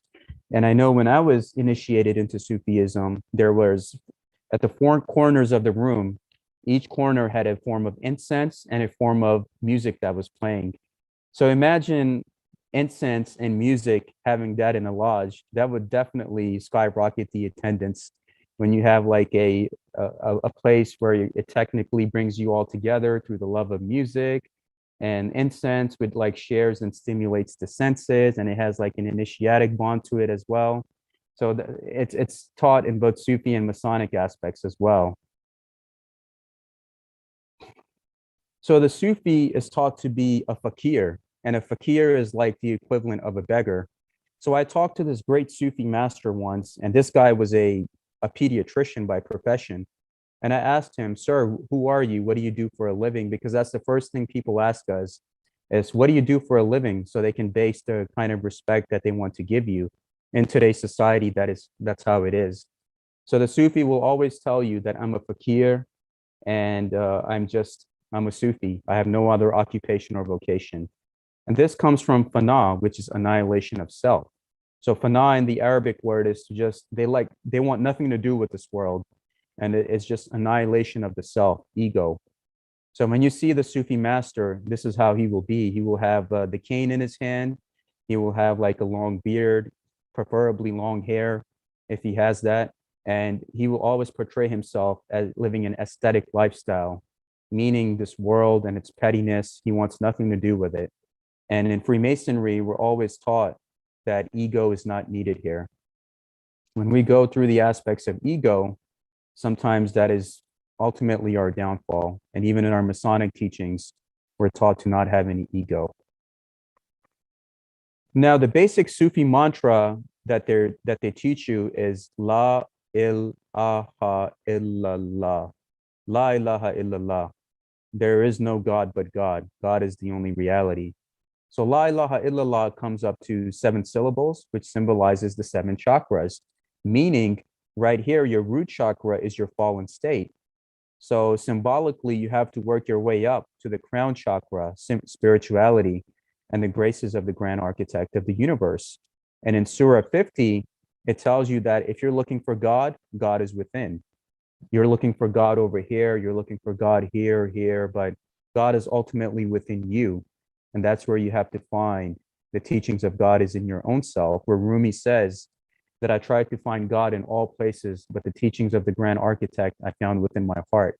So it's telling you to work your way up through basic trust, through honoring your creativity, wisdom, power, love, and healing, communication, awareness, and eventually getting to spirituality, where even if you see the Egyptian pharaoh, you have the symbol of the serpent on his crown, because that is the energy of him working his way up to the graces of the grand architect. So now we have the concept of being duly tested and tried. So in Freemasonry, one thinks that, okay, I have to pay my dues, I have to pay my membership fees, and the only way I maintain my membership is through financial means. But you pay your dues in more ways than once. And in the Sufi path, when I was in Pakistan, the Sufis would always disguise themselves as beggars to test me. That is this person who he is that he's claiming to be? Is he going to help me? Same thing after you become a master mason. You'll have brethren that'll approach you thinking that, is he going to relieve me of my distress? So those, you get tested and tried in both scenarios. And many of these Sufis are connected to a lot of to the initiatic orders of the Salomonari. And the Salomonari is a group in Romanian mythology. And as you see, he has a stick, a Masonic stick, the staff. He has a gavel, the book with the double-headed eagle. He's wearing his collar. And the Salomonari basically are in Romania who come from the inner earth civilization. And there are wizards that disguise themselves as beggars. And if you pass their test, meaning if you pass by a beggar and give him some money, he will open up the heart of Romania to you. And that is the same way the Sufi master will test you as well, because Salomonari, and they're also connected to Suleiman al-Hakim, Solomon, Salomonari, and the Sufis have also interacted with them, meaning if you pass this test, then you are duly tested and tried and vouched for. So there is a lot of things that you have to take into consideration. So now we have the master of the work, the Sheikh and the worshipful master. So the Sheikh is the one who has memorized all 114 surahs of the Quran, front to back, back to front. The worshipful master of the lodge is equivalent to that, one who has memorized his LOIs and all of the work that he needs to do to be the master of that lodge. So we inherit our organization today from those that have worked hard and passed it down to us. We wouldn't have it today if it weren't for those brethren that worked hard and passed down this fraternity to us. So what the Sufis are emphasizing in their teachings is if you want to become a master, you have to take it seriously, become a master of the work. Same thing right now in today's Freemasonry, where you go to any lodge, and I've been to lodges all over the world, where you'll have maybe 7 or 8 people show up, the minimum that they need just to open and close. And that is not enough justice being done to this fraternity, where one day if our grandsons and their grandsons come knocking on the door of this fraternity, and if it's not there for them, then we failed that test of how it was passed down to us and how we must pass it down to others. So that's what the Sufi path is also teaching you, is if you want to be a master of the work, you need to take it seriously and learn the work and pass it down to your brothers. So now we have the aspect of God being our guardian, that God is the guardian of those who believe. He brings them out of darkness into the light. So the Sufi path tells you that when you put your trust in God, do not fear any danger. What's taught to us in Freemasonry. And how many people we have in today's world? 7 or 8 billion. And out of them, you have 6 million that are Freemasons, meaning not everyone is meant to get it. Even in the Islamic tradition, the Sufis are the minority. Not everyone is meant to get it. Well, you have different people like the Sunnis and the Shias who have their own divisions and sectarian issues. The Sufis are about love and purity. They're a minority. Freemasons in the world, they're a minority. So we're here to basically have this unity amongst one another, knowing that you could place all the knowledge and books and credentials in front of somebody. If they don't have the light and heart to understand and have empathy, they won't get it. So that's why only those that are meant to be brought from darkness to light, they are amongst the companies of like-minded brethren and companions.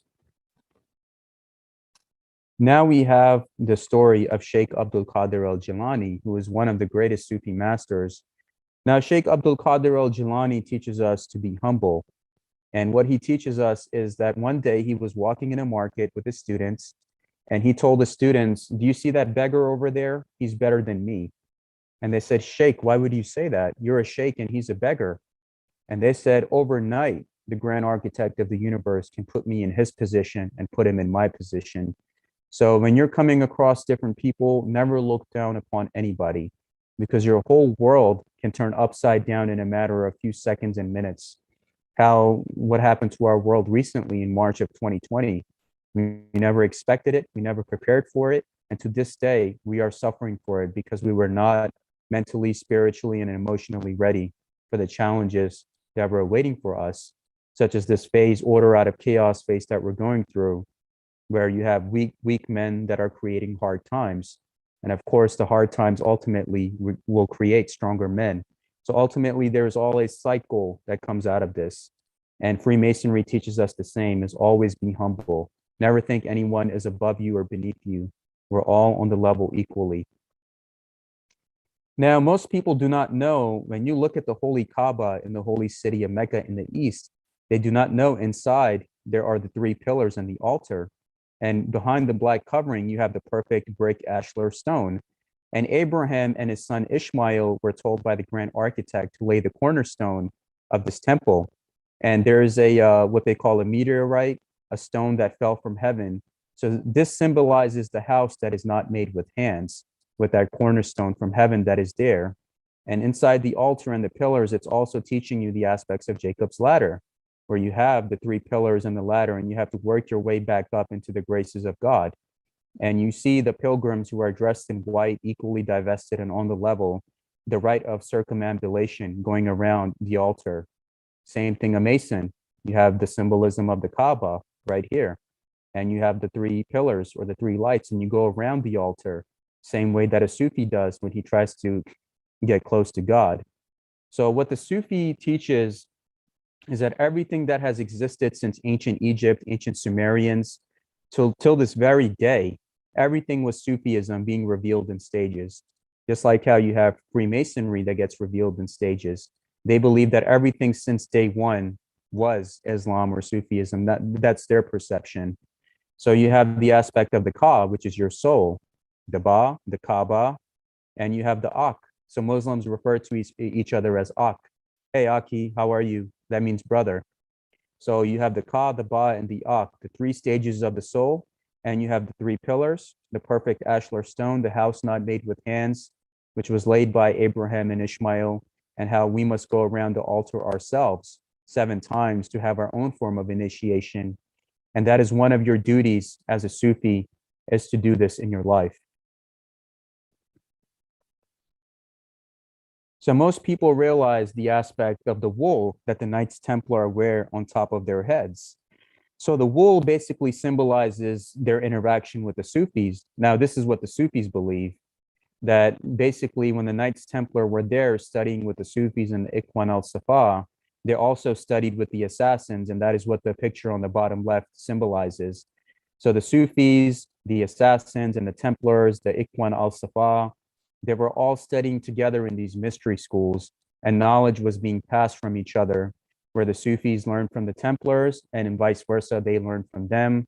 And this is what the Sufis believed when they went back to France. That's why they were persecuted on a Friday, which is a holy day for Muslims, because they were believed to be worshiping Baphomet in secret, which is what the Sufis believed is a bastardization of Muhammad or Mahomet, Baphomet, the as above, so below, and the masculine and feminine within you. And the wool symbolizes the purity, the Safa, the woolen clothed Sufis. So you have the Al-Banna Sufi order, which was tied to Hassan Saba, the old man of the mountain, and the assassins, who taught the Templars that you might have the cross, but we will teach you the meaning of the cross. And they taught the aspect that if you fold the cross, it turns into the perfect ashlar cube of the Kaaba, meaning that there's truth to be found in all walks of life, meaning whatever path you follow, there is truth. So there was no condemnation, but there was actually celebration, where they celebrated each other's knowledge and brotherhood. So the Knights Templar supposedly went extinct in France, but as we know with the many chivalry orders that is not true. Same thing with the Assassin's Brotherhood. Supposedly they went extinct when the Mongols came and wiped them out, but there are certain sources that say that they are still around today. So you also have the aspect of gematria, which is the Kabbalistic aspect of letters and numbers and how God created the letters and numbers. So if you type the word Freemasonry with the Jewish cipher, it comes up to 787. And in the Arabic numbers, we get the Arabic numerals 787. And this means, the numerical value of this means Bismillah ar-Rahman ar-Rahim, in the name of God, the Beneficent, the Most Merciful. So everything is for God, by God, the brotherhood of man under the fatherhood of God, which both Freemasonry and Sufism are symbolizing. So when I looked at the square and compasses before I became a Mason, I said that's Bismillah ar-Rahman ar-Rahim. But I realized as time goes on that there were different connotations to the Masonic teachings of squaring the virtues and how I viewed it as a Sufi when I viewed it as a path of God. So in today's world, my dear friends, there is such a lack of a spiritual discipline. Why are we all in a time of chaos? Because most people lack the time to have some kind of a spiritual discipline. We need, right now is a time where whatever path you're following, if you have some kind of a spiritual discipline that's helping you become a better human being, take time to dedicate 20 minutes, 30 minutes to that practice and become better. This is what the Sufis call zikr, or eating the word of God, where they're always like doing zikrs on their beads. And when you're on the Sufi path, you're taught, okay, you have to recite Bismillah ar-Rahman ar-Rahim 10,000 times a day, or La ilaha illallah 10,000 times a day. And that is you basically, because words are spells. When you're manifesting your words and spelling, you're manifesting that protection around you. So they're telling you to protect yourself in these times, you need some kind of a spiritual practice and some kind of a proper guidance and mentoringship, meaning you also need a guide. So on top of having a spiritual discipline, you need a guide. That's symbolized in Freemasonry too, where you cannot be initiated unless you have a guide. Sufism is the same. If you do not have a sheikh or a guide, then you're still wandering in darkness, even if you're claiming to be a Sufi. So most people, when they look at the Western movies and cartoons like Aladdin, they will see the magic carpet, or the magic carpet in the Cave of Wonders, that when you get on it, it flies you into higher dimensions. So the magic carpet is basically the Islamic prayer rug, and it's in the shape of an oblong square. And it tells you that you are the temple. And if you look at the symbolism of the Islamic prayer rug, it's the Islamic rug. You have the arch of initiation and the pillars. And on the top, you have the Kaaba, the perfect ashlar stone, the house not made with hands. Inside of it, you have the pillars and the altar. And that's what you're symbolizing. And if you go to a Sufi organization or a Sufi mosque, you see outside of it, you see nothing but shoes outside, because you're supposed to take off your shoes, because inside you're walking on holy ground and you cannot enter unless you remove your shoes. Same thing when you pray on the Islamic rug, you have to remove your shoes. And when you pray and you go into these different gestures, because it symbolizes the lunar cycle in many ways as well, you're uplifting yourself to the state of the heavens. And that is what the magic carpet symbolizes when you see it in movies and video games. All right, moving on. So now we have the Sufi and Islamic connection to America. On the left-hand side, most people do not know that there is one state in America that every September they have a state holiday known as Islam Day, and that is the state of Hawaii, because Hawaii, their last king, King Kamehameha, was an Islamic Shriner. And the Shriners organization that you see and the grotto in America has heavy Sufi and Islamic influence upon its teachings.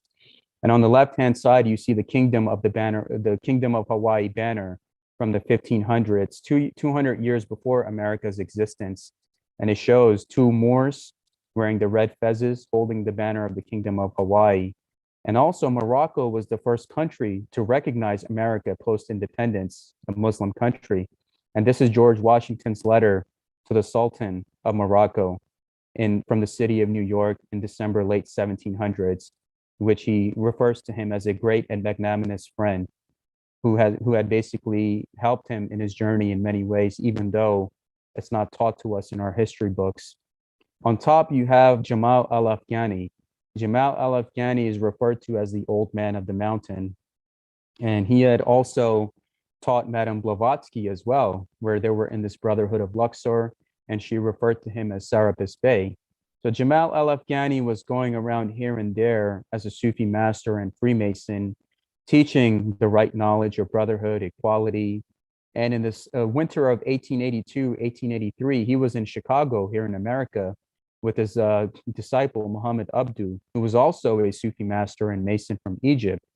And together they went to go see the parents of Noble Drew Ali.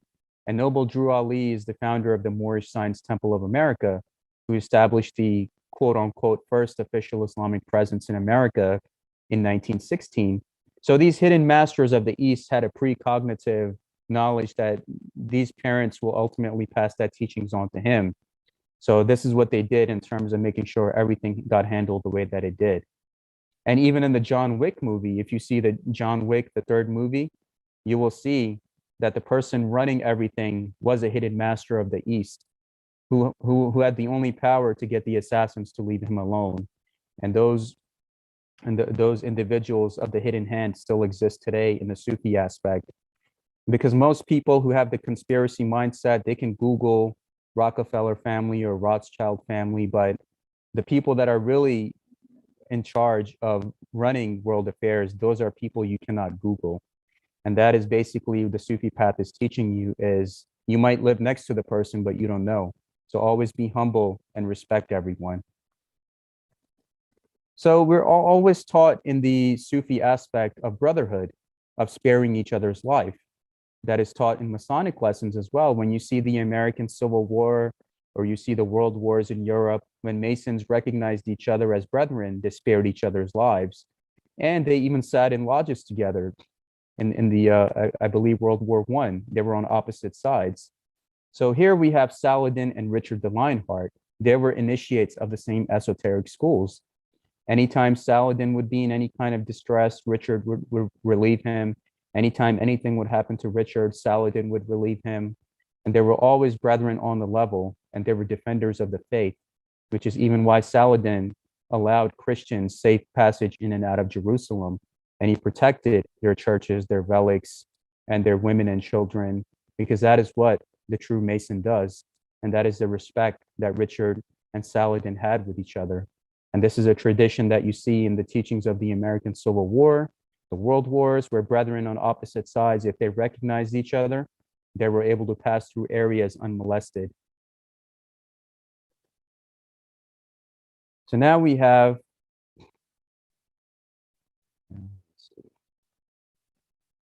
excuse me.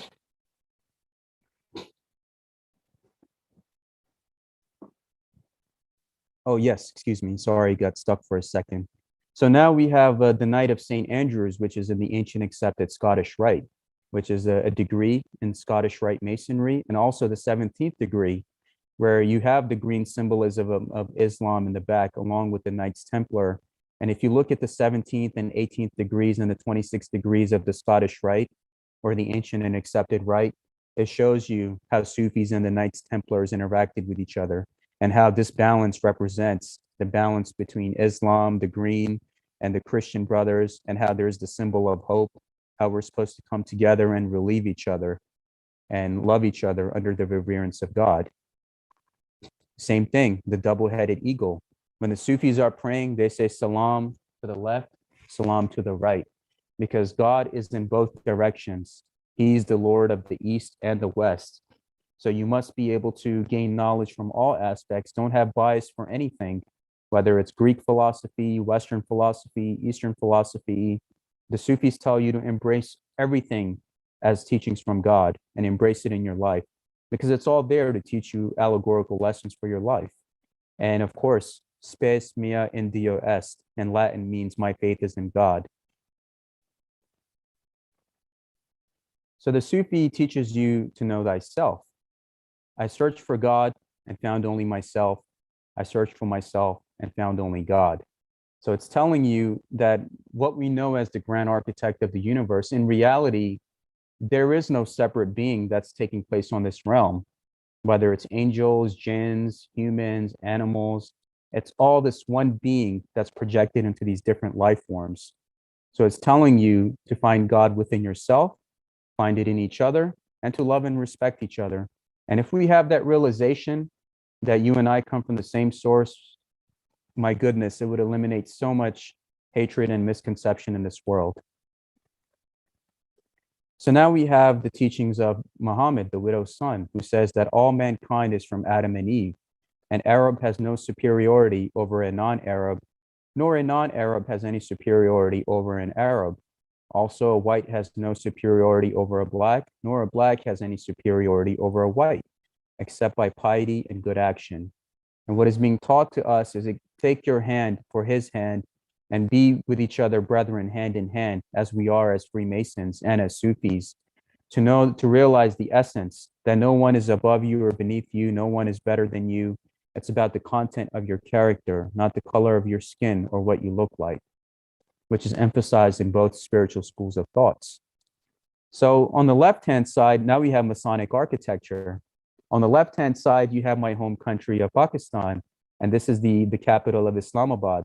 In Islamabad, they have the King Faisal Mosque, or what they call Faisal Masjid. Faisal Masjid was constructed by a Turkish Masonic brother named Vedat Deloke, who was financed by many of these families to construct this piece of architecture. And this is one of the landmarks if any of you go to Islamabad in your life's journey. And as you see, right at the entrance, you have the pillars, doorway of initiation, the square, you have the compass, the pillars, and this is basically revered as a house of God. And most people do not know this. On the right-hand side, you have the Oriental room here in the Grand Lodge of Pennsylvania, where I'm at. And the Oriental room basically symbolizes the Alhambra, the time when the Moors were in Spain and there was knowledge being exchanged. And this also relates to the Ikwan Al-Safa, that there is the Oriental chair of King Solomon here, and you have the pillars of initiation, the archways, the beautiful mosaic gatherings. I was just in this room last evening, and what happens is it teaches you how there's different aspects and teachings that have been passed on. So as we see, even the Oriental Sufi teachings are symbolized in today's Masonic architecture.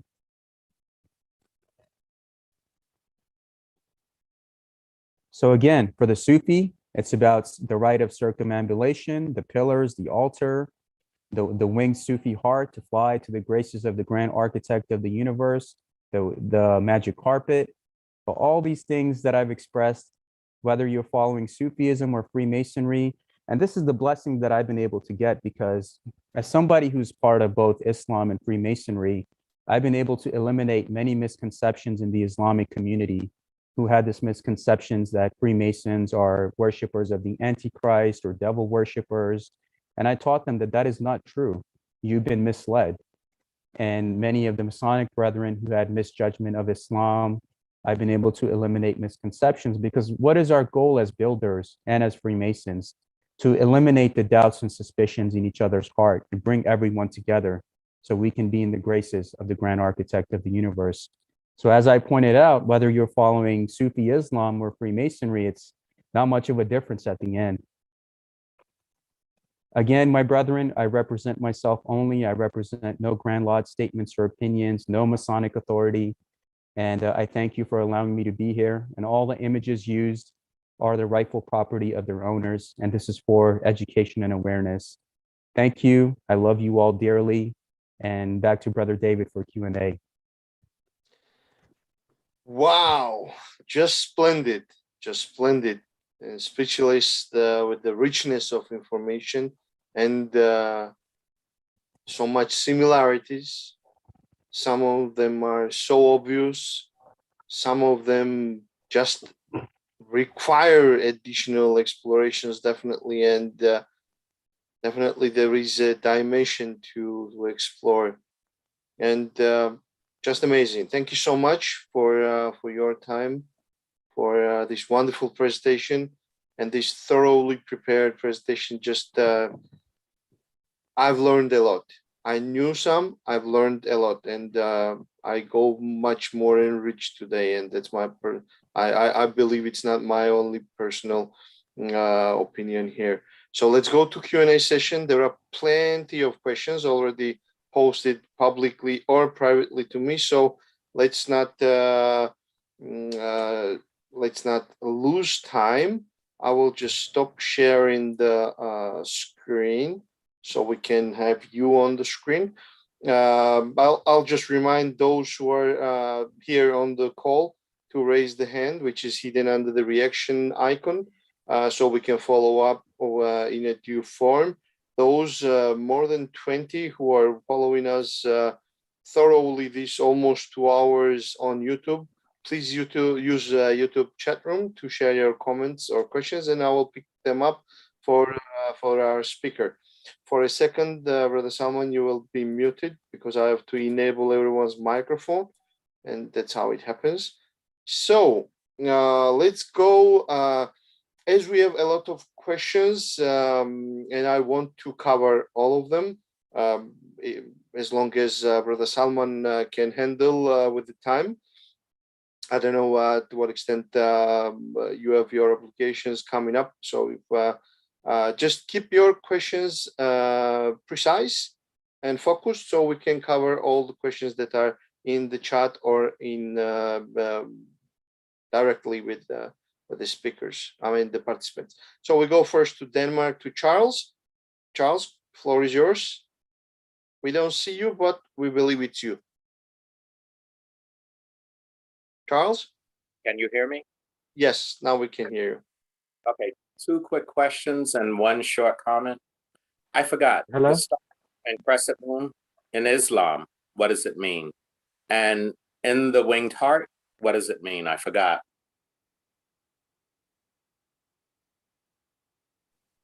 The winged heart, my brother, is basically No, the winged heart, I know, but the star and crescent moon within the winged heart, that's what I forgot. So the star and crescent basically within the winged heart represents like the 5 points. So you have the 5 pillars of Islam, and then the 5 points of fellowship in Freemasonry. And also the crescent moon symbolizes that everything in Islam is followed by the lunar cycles. So it symbolizes the 5 points, and the crescent is symbolizing the feminine nature of how like Freemasons follow the lunar cycles. Okay, and actually I was thinking more of as a Muslim, you know, when you for the answers, not so much a Freemason. The other was, you know, a quick comment. In one sense, you kind of made me believe that there's now a branch of Sufism that is a Masonic rite. There is. Really? Okay. Yeah. Go now. It was just new to me, and I was like, it's mixing this too well. You know, like this has been long time prepared. So then I started believing that you guys. Okay, thanks. That was it. So it is. I thought you were just trying too hard to make a comparison. No, I was just my goal and intention of this to eliminate misconceptions, which I've seen in the Islamic community, where many believe Freemasons to be devil worshippers and those that go against God. And what I've shown in this presentation as a Muslim Freemason is that all of that is completely untrue. And that is my goal, to bring the Ummah together. That's true, you know. But anyway, I need to let you go because he said there's a long list. Thanks There's for your a long list. but you can come back. I mean, let's give the opportunity to others. And shot, so I want to go to sleep. okay. Okay, so Charles, thank you. I'll go to the question. I will pick up 1 question from chat, then I'll pick 1 question from YouTube, and then we'll come back to Brother Burton. And Brother Burton, don't unmute yourself unless you are given the floor, because the recording will be blinking with different pictures. So please, I will mute you for a second, and I'll give you the floor definitely. All right. So what did you say? I said that I'll give you the floor, but do not unmute yourself without giving you the floor, please.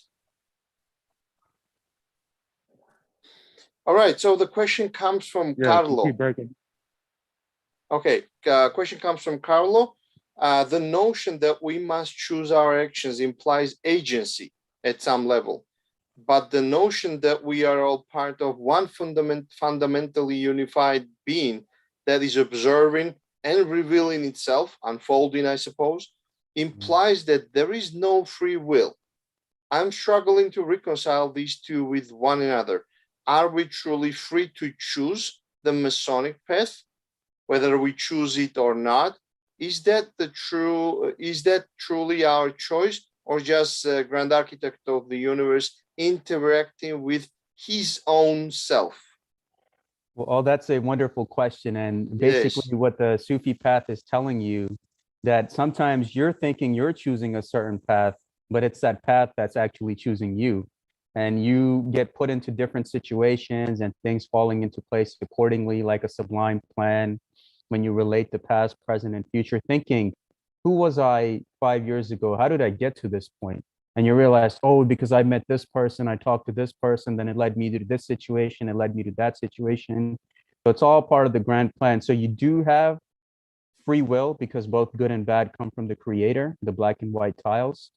But at the same time, there is that catch-22 where the creator is also basically, we're all a manifestation of that being trying to understand itself as that perfect hidden treasure. And you have to look within your heart, because that's where you'll find it. So that's a great question. And It's a combination of both, where the creator implements his will, and also you are given your own in some ways, but ultimately it all balances itself out. All right.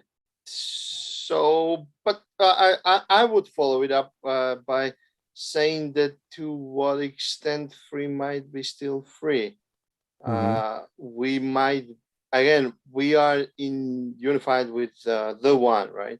Yeah, So yeah, whatever is ours is his. exactly. There might not be any distinction. So whatever we perceive as our own will of David, of Salman, or whoever, Mm, may be exactly not ours, but his. So that concept still stays unclear, free. yes. That is exactly right. Because if it's all of us are part of that same being, then in reality, it's his will that we're carrying out in whichever manner or fashion that we see fit. Okay, so okay, the concept of free will still is questionable, I suppose, or we need to dig into it better. So it's the Let's path that chooses you. You don't choose the path. You get brought to that path that is meant for you. So it's like how it is in certain Masonic settings where they tell you that you will get the tap on the shoulder. So it's basically it will come to you if you're of a pure heart, intent, and mind. Okay, can we put the question the other way? Sometimes, not sometimes, in ancient times, you would use the illustrations to bring the concept into life and make it understandable and absorbable. So, what would be the Sufi parable or illustration, if you will, for man's free will?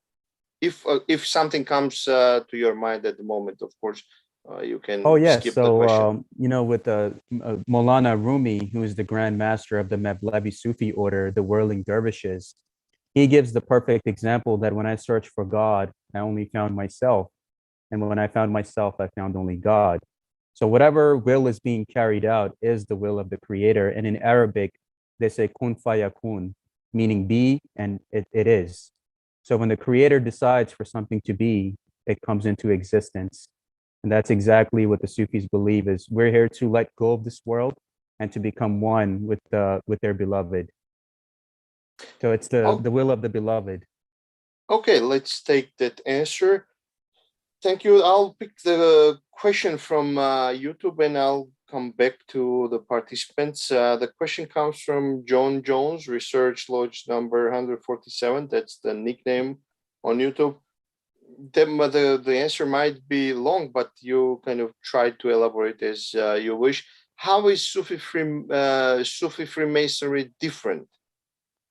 How is the Sufism and Freemasonry may be different, or Sufi Freemasonry, Well, if it makes. Sufism is basically an initiatic path of its own self.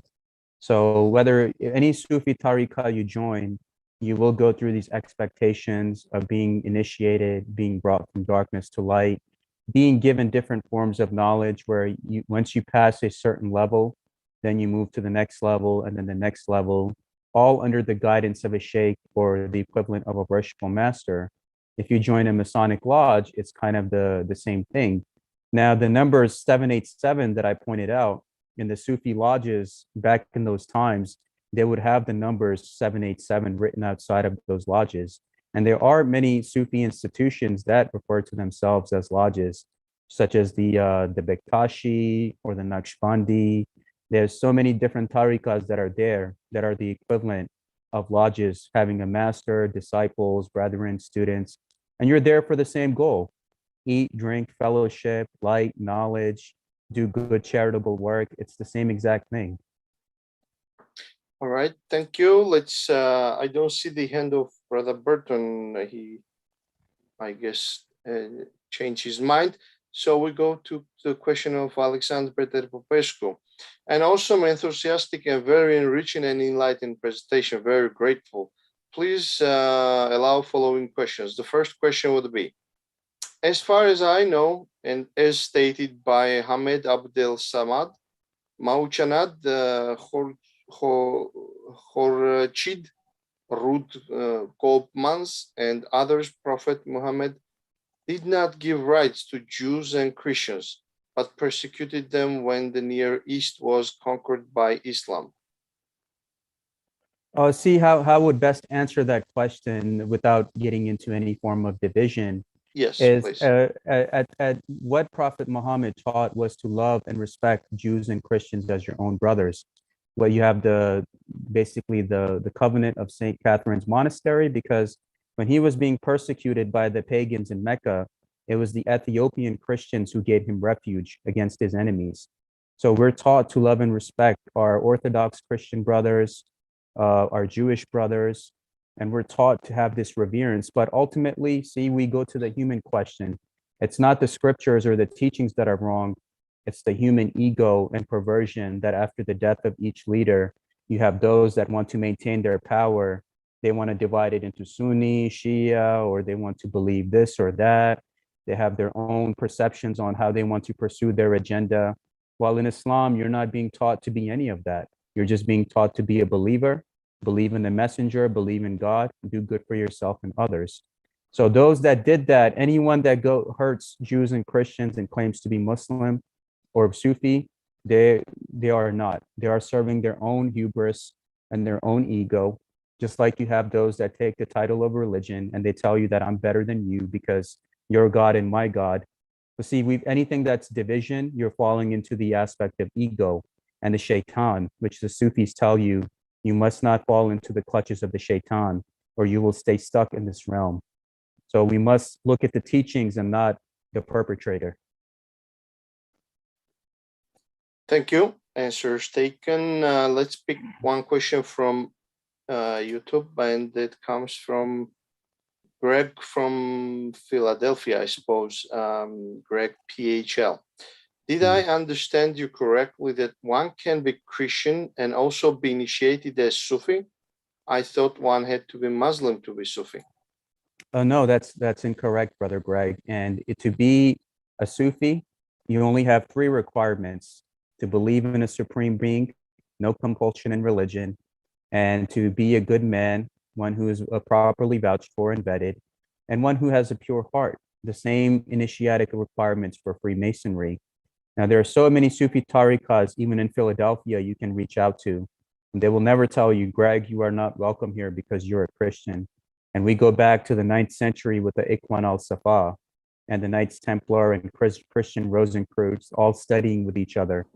And that's even supported in a Masonic resource, Mackey's Encyclopedia #2, page 601, where they were referred to as the Freemasons of Basra that welcomed anyone and anything into their circle as long as their intent was pure and they were there to seek knowledge and light and impart it upon others. Thank you. Second question that comes from Alexander, which is a little, or may sound a little political, or which we try to avoid, but if you could handle it as academically as possible, without judging what's wrong, who's right, that would be fine, or you just can skip it.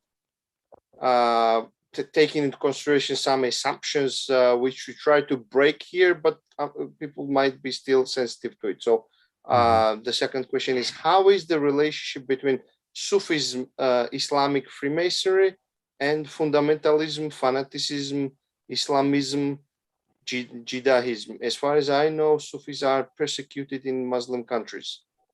Yes, that's correct. So Sufis are basically the people of the bench. They were taught the inner mysteries of Islam. Similar, if you read the Holy Bible in Mark 4:11, when Christ said that there will be those of you that will be taught the inner mysteries, while those on the outside will be taught in parables. So the Sufis were the inner initiates of the prophet, and because they lived right outside of his home and were known as the people of the bench. So they are the ones that were persecuted to this day because most people see them as heretics. Now, those are the ones that fall into the divisions of your God and my God, because in Islam, we're taught to love and respect everyone. But again, when you fall into those territories and leaders where everyone has their own agenda of dominance and control, you will always fall into the human fallacy because we're imperfect beings, right? If we were perfect, we would not be in this realm. That is what the Sufi says, that if you have to get out of this imperfection, a rough ashlar becoming a smooth ashlar, so you can be reunited with your beloved. And that's exactly what it is. No one is perfect, whether you see it in Freemasonry and Sufism. People are going to be people sometimes, but you must realize what the teachings are telling you. Super. Thank you so much. Wonderful answer. Let's go to another question from YouTube. Again, from Greg, what can you recommend if I want to learn more about Sufism, both in books and here in Philadelphia? You already mentioned it, but also there is a question from John Jones, Research Lodge 147. How can I find more information on Sufi Freemasonry? So is there any practical link we can give, or maybe I can share your email if you don't mind, or Yeah, just whatever if, answer you want. if they can email me, so whoever's asking for reading material or reference material, I can give you a detailed answer via email with the proper sources, links, reading materials, and proper education material. And for Brother Greg, if you can email me too, I can refer you to a Sufi order in Philadelphia that you can go, and you're more than welcome to sit down and learn from them. Super. I will share in a moment Brother Salim's email in WhatsApp. So just bear with me to ask another question from Alexander. Are there analogies, parallelism, and similarities between Sufi, Baha'i, and Asheshians, Ismailis, Zaidids? Yeah, so the what we have in the Hashashin is basically they were the followers of Hassan Saba, the old man of the mountain, and the Assassin's Brotherhood, which many in the Sufi circles believe that they still exist today, and they're still around. Even supposedly they were wiped out. So right now the Ismaili family is led by Aga Khan, who does a lot of like philanthropy work, and he's involved with like different families. So the Ismailis still exist today, but not in the capacity that they were known as at that time. So right now they're known as successful businessmen. They have lots of charities that they do. There's a big Ismaili community here in Texas, here in America, and they're all like big successful businessmen, and they do a lot of philanthropy and charity. So that is what Freemasons do as well in terms of being charitable and helping those that cannot help themselves.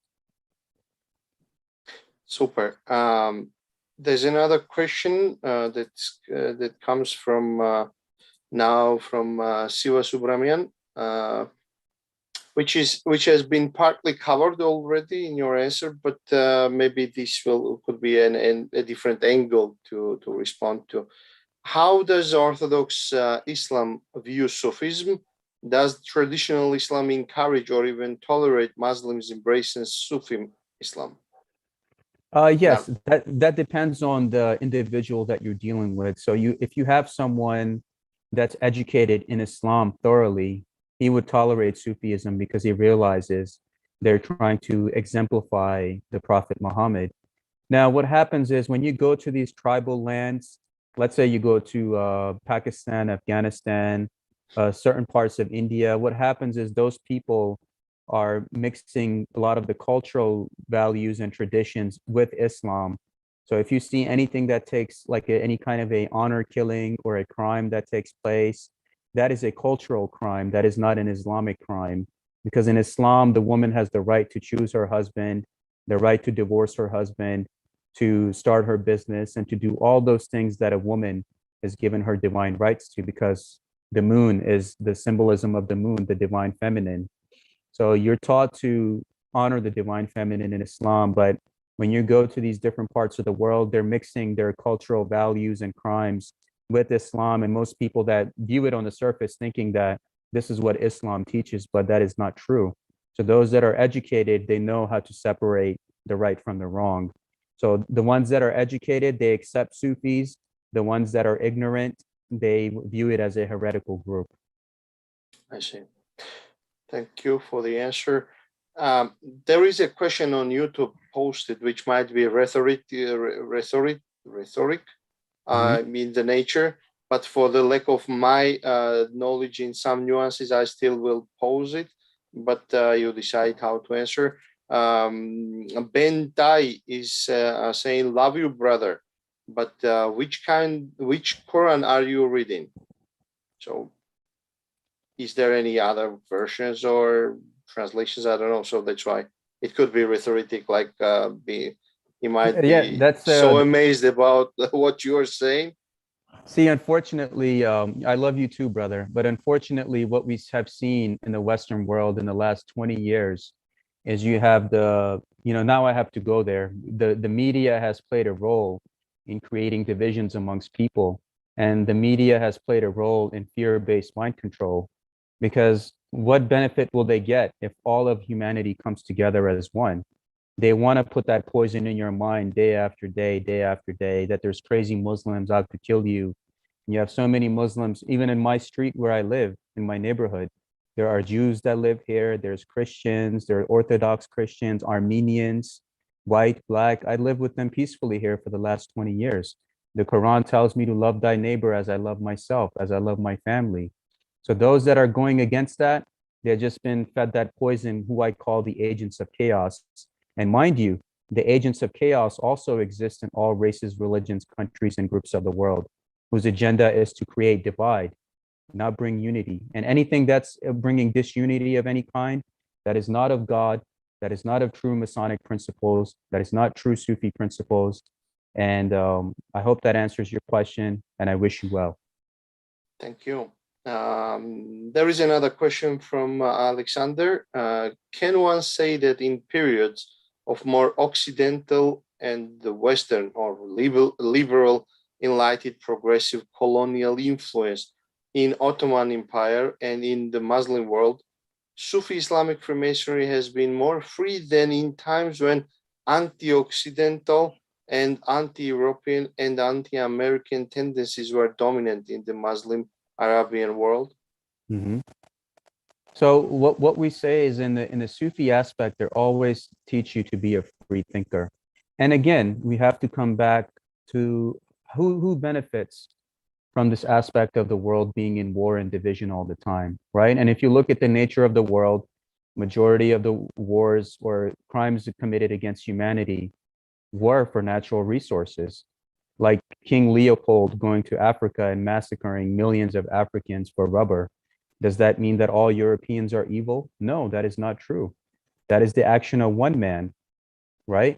So if you look at the actions of those that commit genocide or the Inquisition or anything, that doesn't mean Christianity is bad.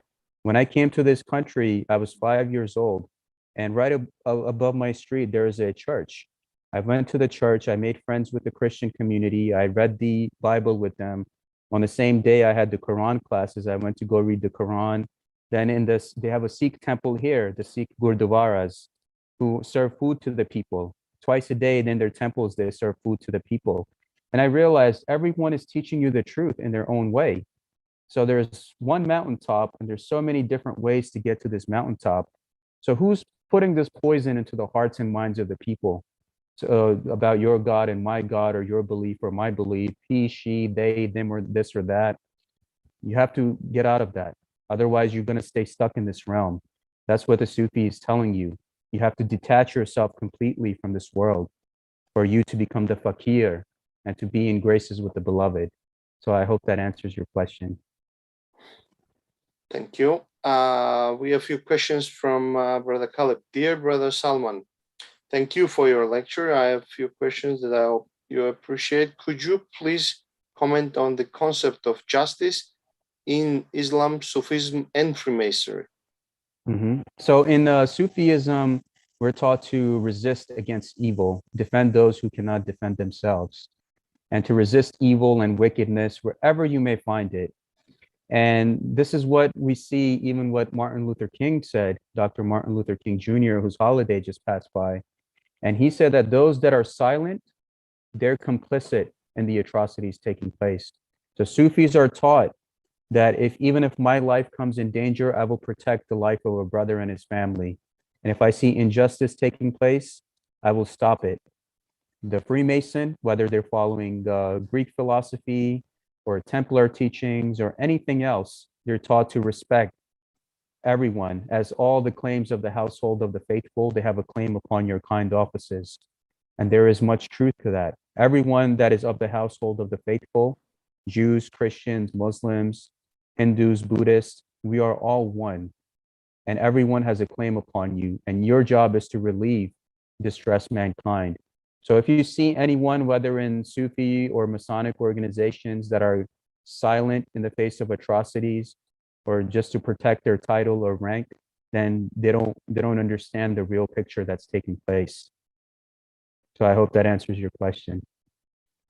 Thank you.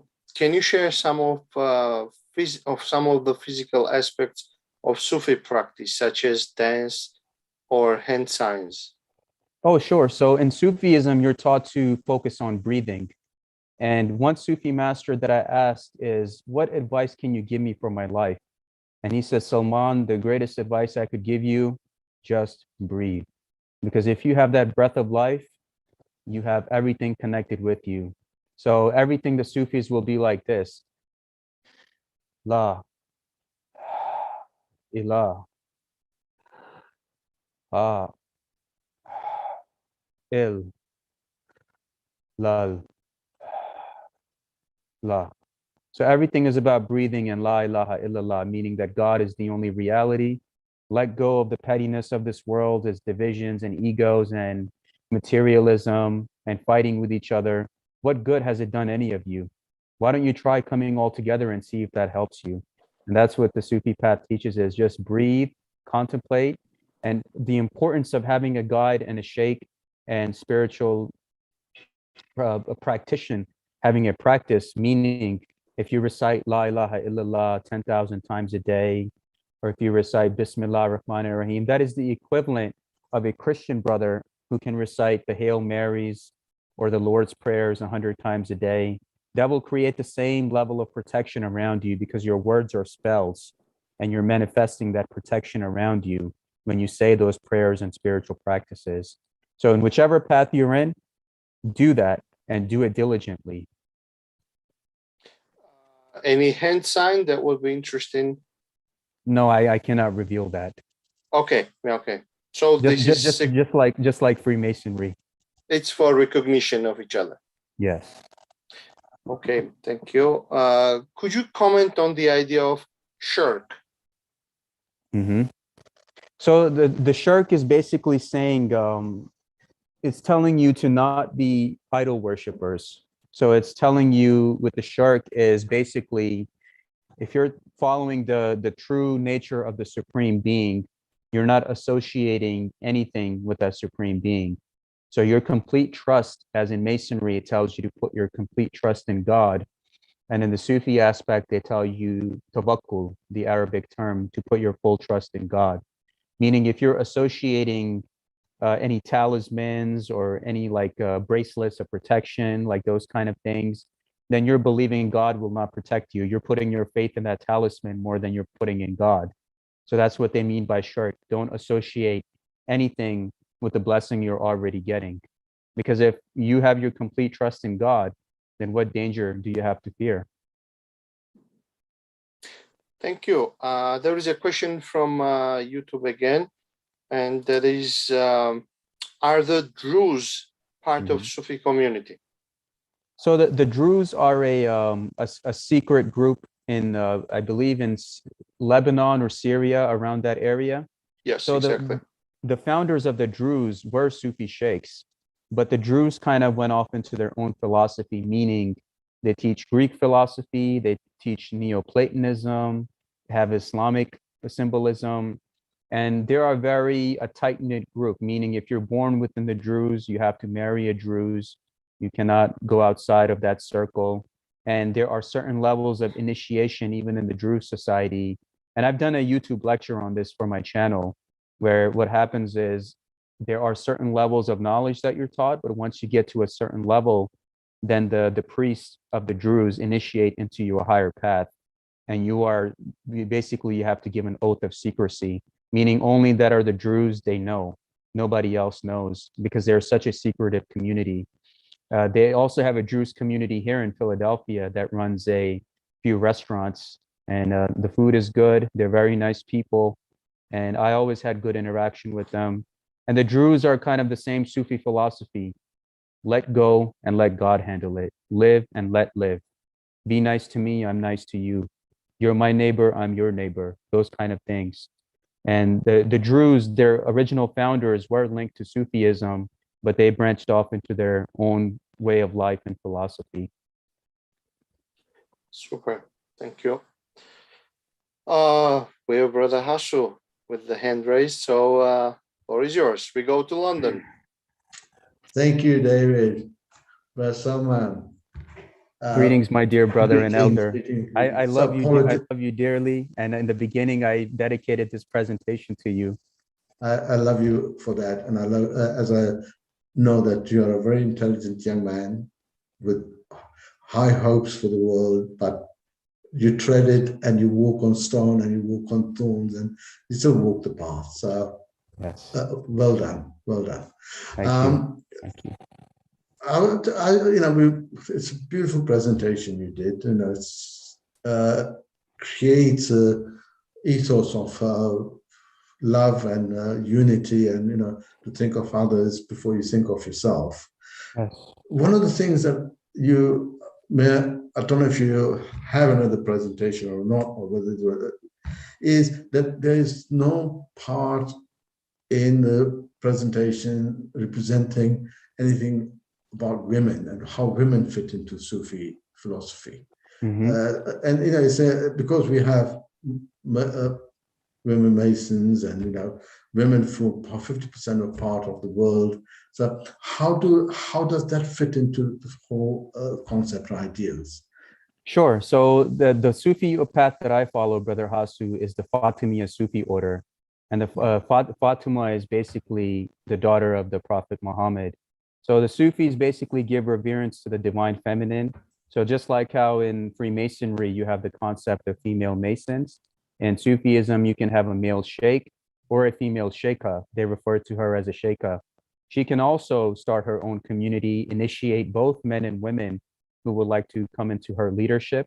And it's given reverence to Fatima al-Zahra, which is the daughter of the Prophet, and reverence how she was one of the great lights that after the light of Nur Muhammad was manifested, that was one of the lights of the divine feminine that created this world. And most people do not know this. Many Sufis refer to Allah or God as a she, that God that you're dealing with is a female being, not a male being. So they will tell you that to give reverence to your mothers, and what Muhammad teach us that heaven lies at the feet of your mother. So those that serve their mothers, those that serve their wives, their daughters, their sisters, you already created the heaven on earth for yourself if you respect the one that is the creator of mankind. Then like in our Hindu tradition, we give respect to the Ma. Yes. And it's very interesting that even if you go to India, you always, if you pass a Sufi saint's place, everyone will stop and bow, because it's a tradition that they have transcended beyond Islam or Hinduism or Buddhism or whatever. They are beyond all that. They are, so you always go past or go in and go around the shrine, or however you want to acknowledge. So the tradition of the Sufi being the link to the Supreme without any color, race, religion, or any form is not different in practice in India. Yes, exactly, because majority of the Sufi saints, Brother Hasu, are in India. Yes. Like you have Khawaja Garib Nawaz, Yes. and over there they're always serving food to the people, loving and respecting each other regardless of who you are. Most people do not know this, my brother, is that when you look at the reality of all teachers, so the Muhammadan reality, they tell you that Buddha, Muhammad, Krishna, there was the same light that was being manifested in different avatars, and it was the same being that was coming back over and over again to teach and guide humanity. There's a surah in the Holy Quran called the elephant, And it says that Muhammad was born in the year of the elephant, which if you look at the Hindu tradition, that is the Lord Ganesh, who is the remover of obstacles. So in the surah elephant in the Quran, it tells you that these elephants came into Mecca and it removed his enemies from there a year before his arrival. So basically, if you look at it, a lot of the Sufis believe Ganesh and Muhammad to be the manifestation of the same Kalki avatar. It's, as I said, the intricate connections and the intricate signs are not seen unless you open your inner eyes, your mental eyes, and you see beyond just the physical aspects. Yes, yes. And that is so important because there's a reason why secrecy and obedience is taught to us, because if this knowledge goes into the wrong hands, then there is a destruction that comes with that. So it's just like in India, you have King Ashoka and the 9 unknown men of King Ashoka. And there's a knowledge and responsibility that comes even with Sufism and Freemasonry, meaning if you don't take the responsibility seriously, then there is a spiritual consequence you have to deal with. Yes, well, the ultimate is that, isn't it? That you have to deal with that finality where you have to see yourself and see what you've done. Stand in front of the mirror and you see no reflection if you've been perfect. Yeah, that's exactly right. Thank you. Thank you. Thank you so much. Thank you so much, Brother Ashu. Just a technical question. We've been around more than 2 hours and 30 minutes. So do we still have time? You're okay? Yes. Because there are plenty of questions. I would love to go through them. Yes, definitely. You're fine. Then another question is if we need any technical break for a minute or two, or we can continue. Yes, we can continue. All right, great. All right, then I'll go to the questions in the chat. Could you share, that comes also from Brother Caleb, and could you share the influence of science, philosophy, and myth in the world of Islam and Sufism?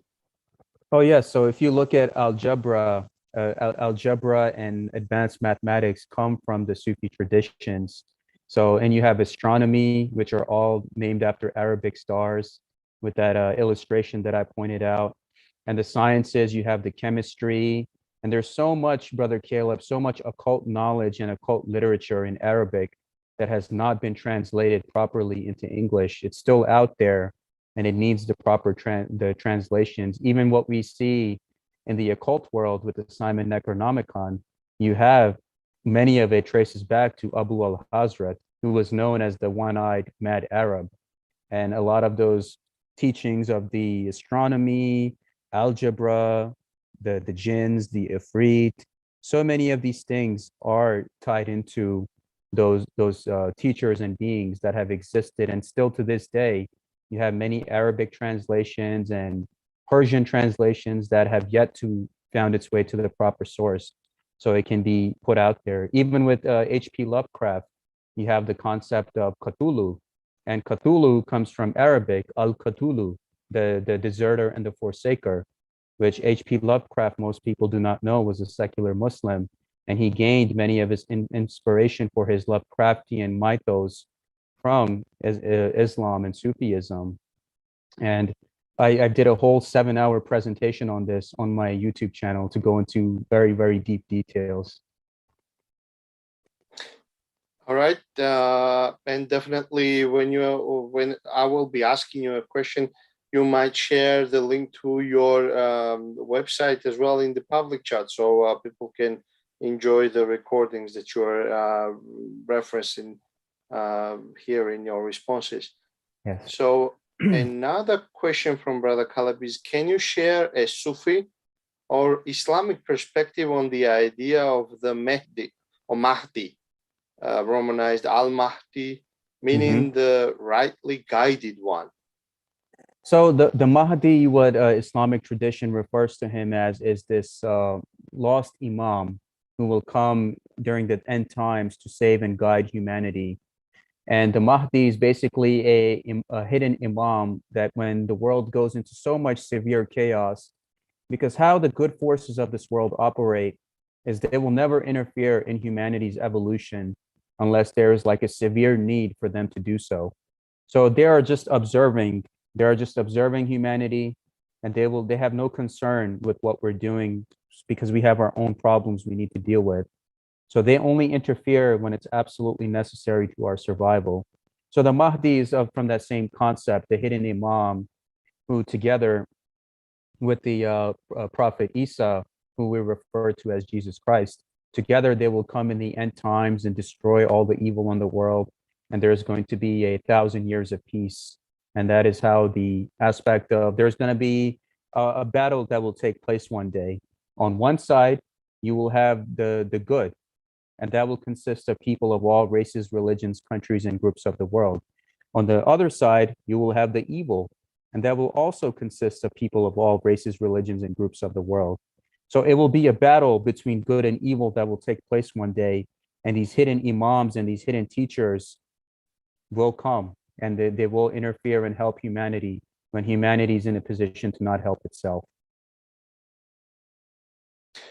All right. There is a question in YouTube that I will take before following up next question from Brother Caleb. And that is, and there might be some clarification needed as well. Sure.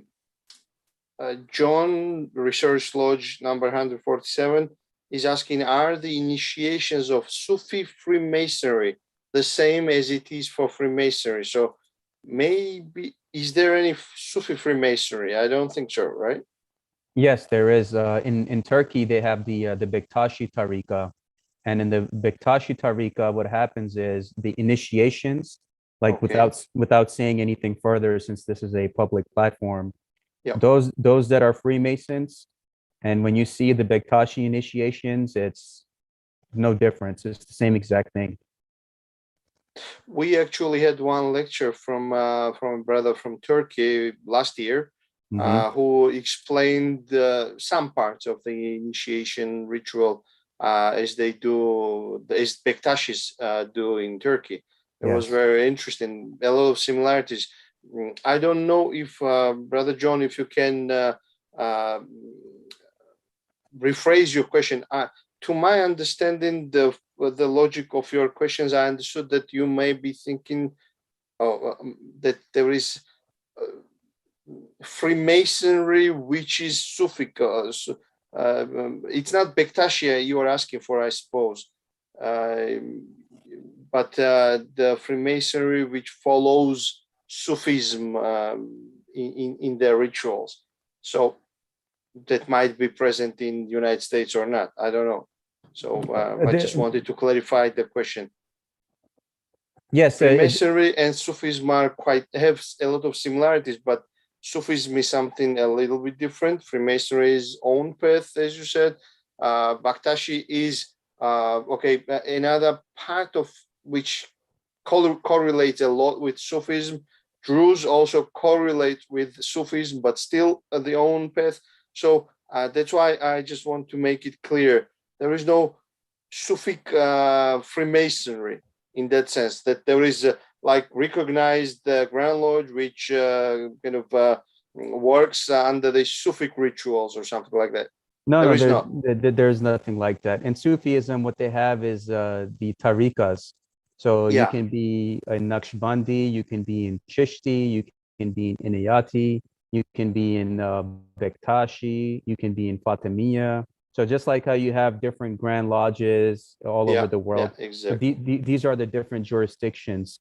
So if you're a brother from any of these jurisdictions, you're a recognized Sufi brother.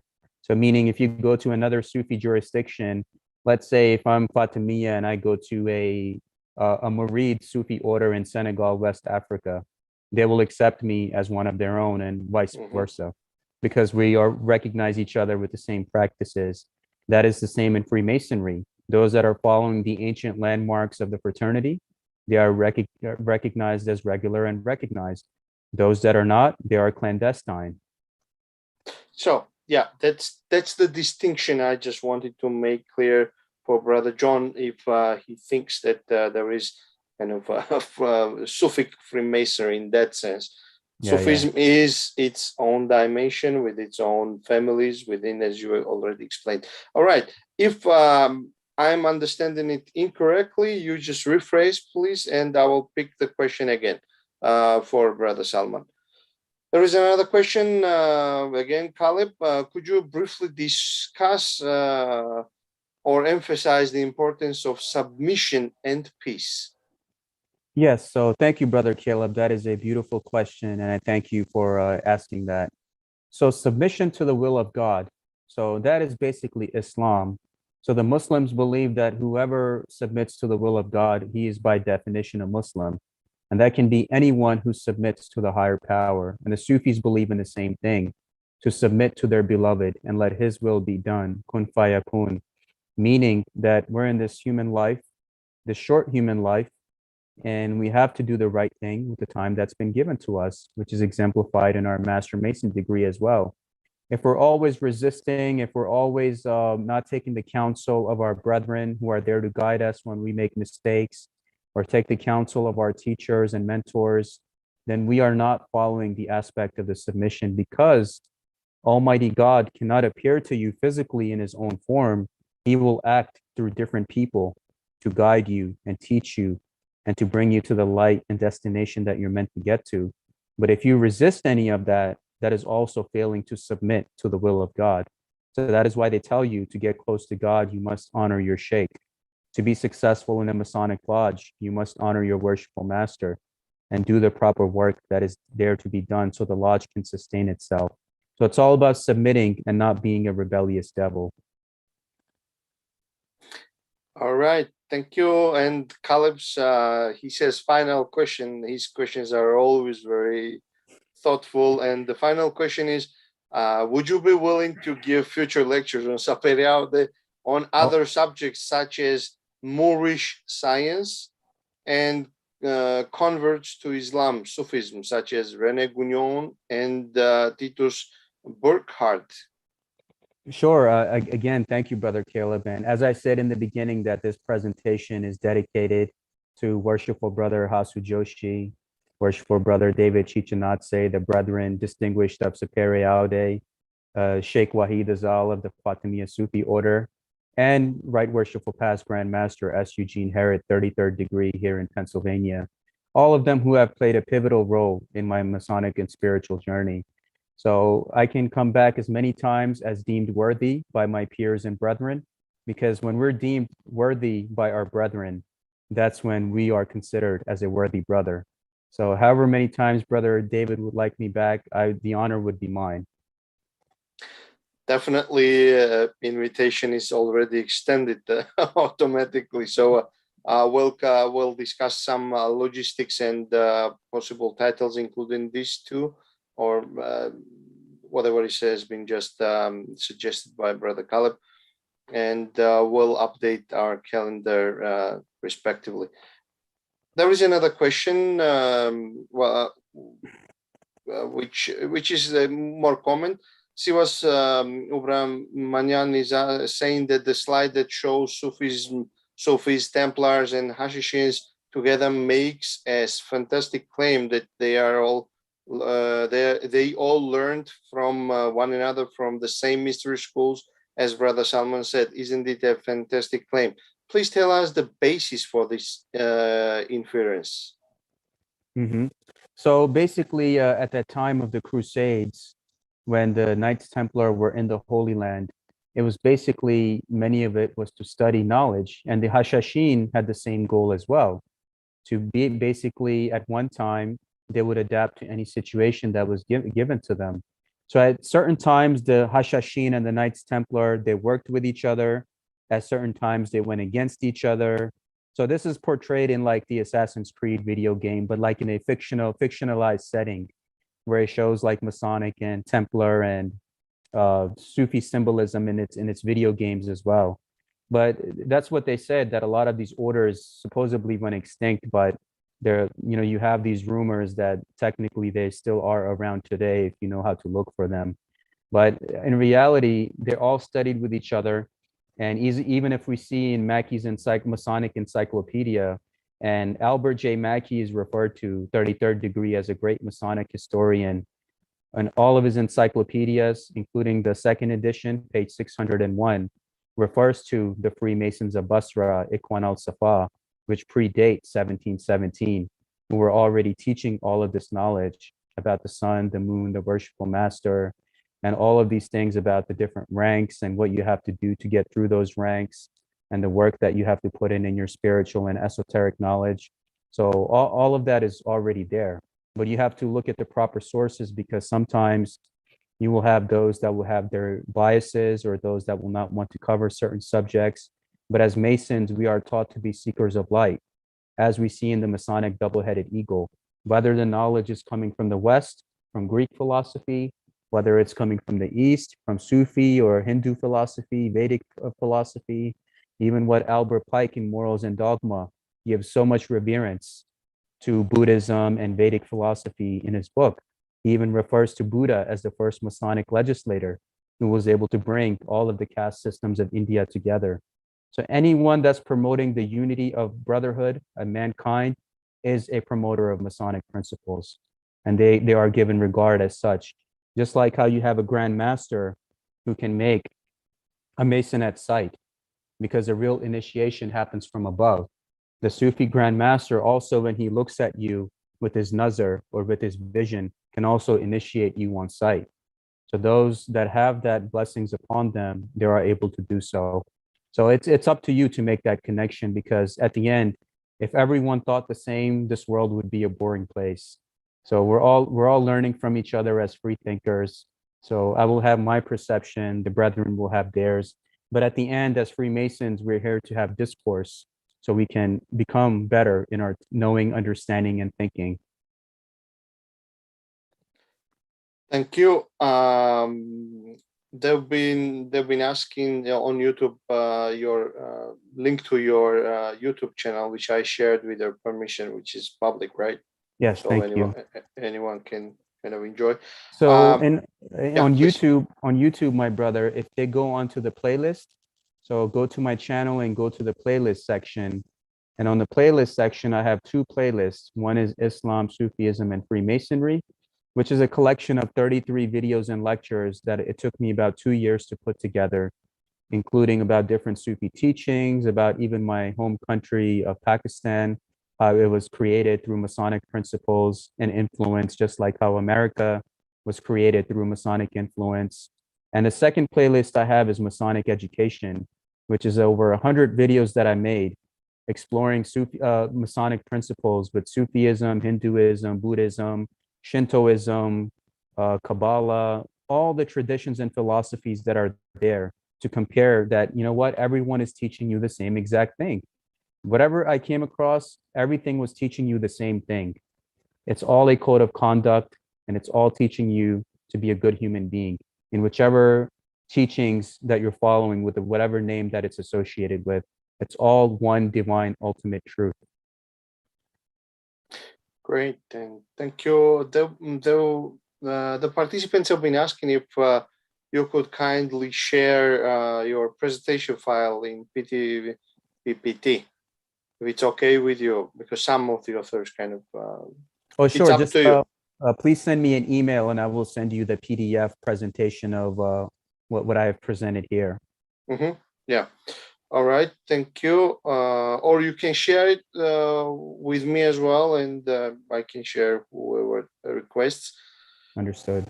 All right. Well, Patrick confirms that I can confirm that there are a lot of thank yous and a lot of very pleasant and kind words. So I'll be skipping them. You can save the chat, and definitely on YouTube and here there've been a number of very, very kind words for your very enlightening presentation. So I'll just skip those for time sake.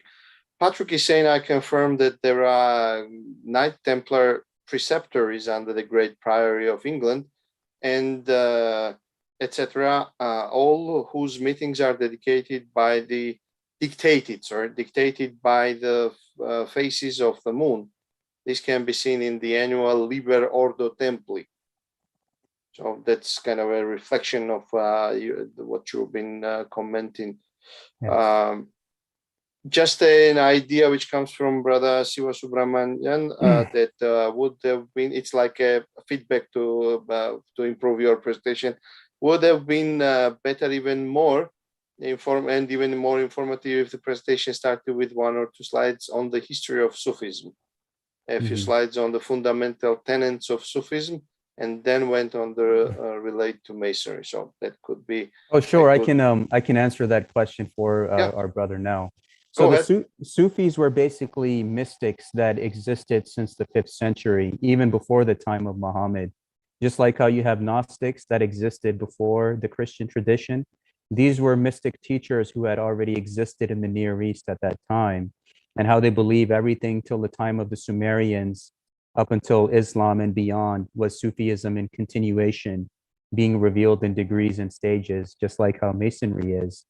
So basically, Sufism comes from the tasawwuf, meaning wearers of the woolen cloth, those who represent purity, the people of the bench.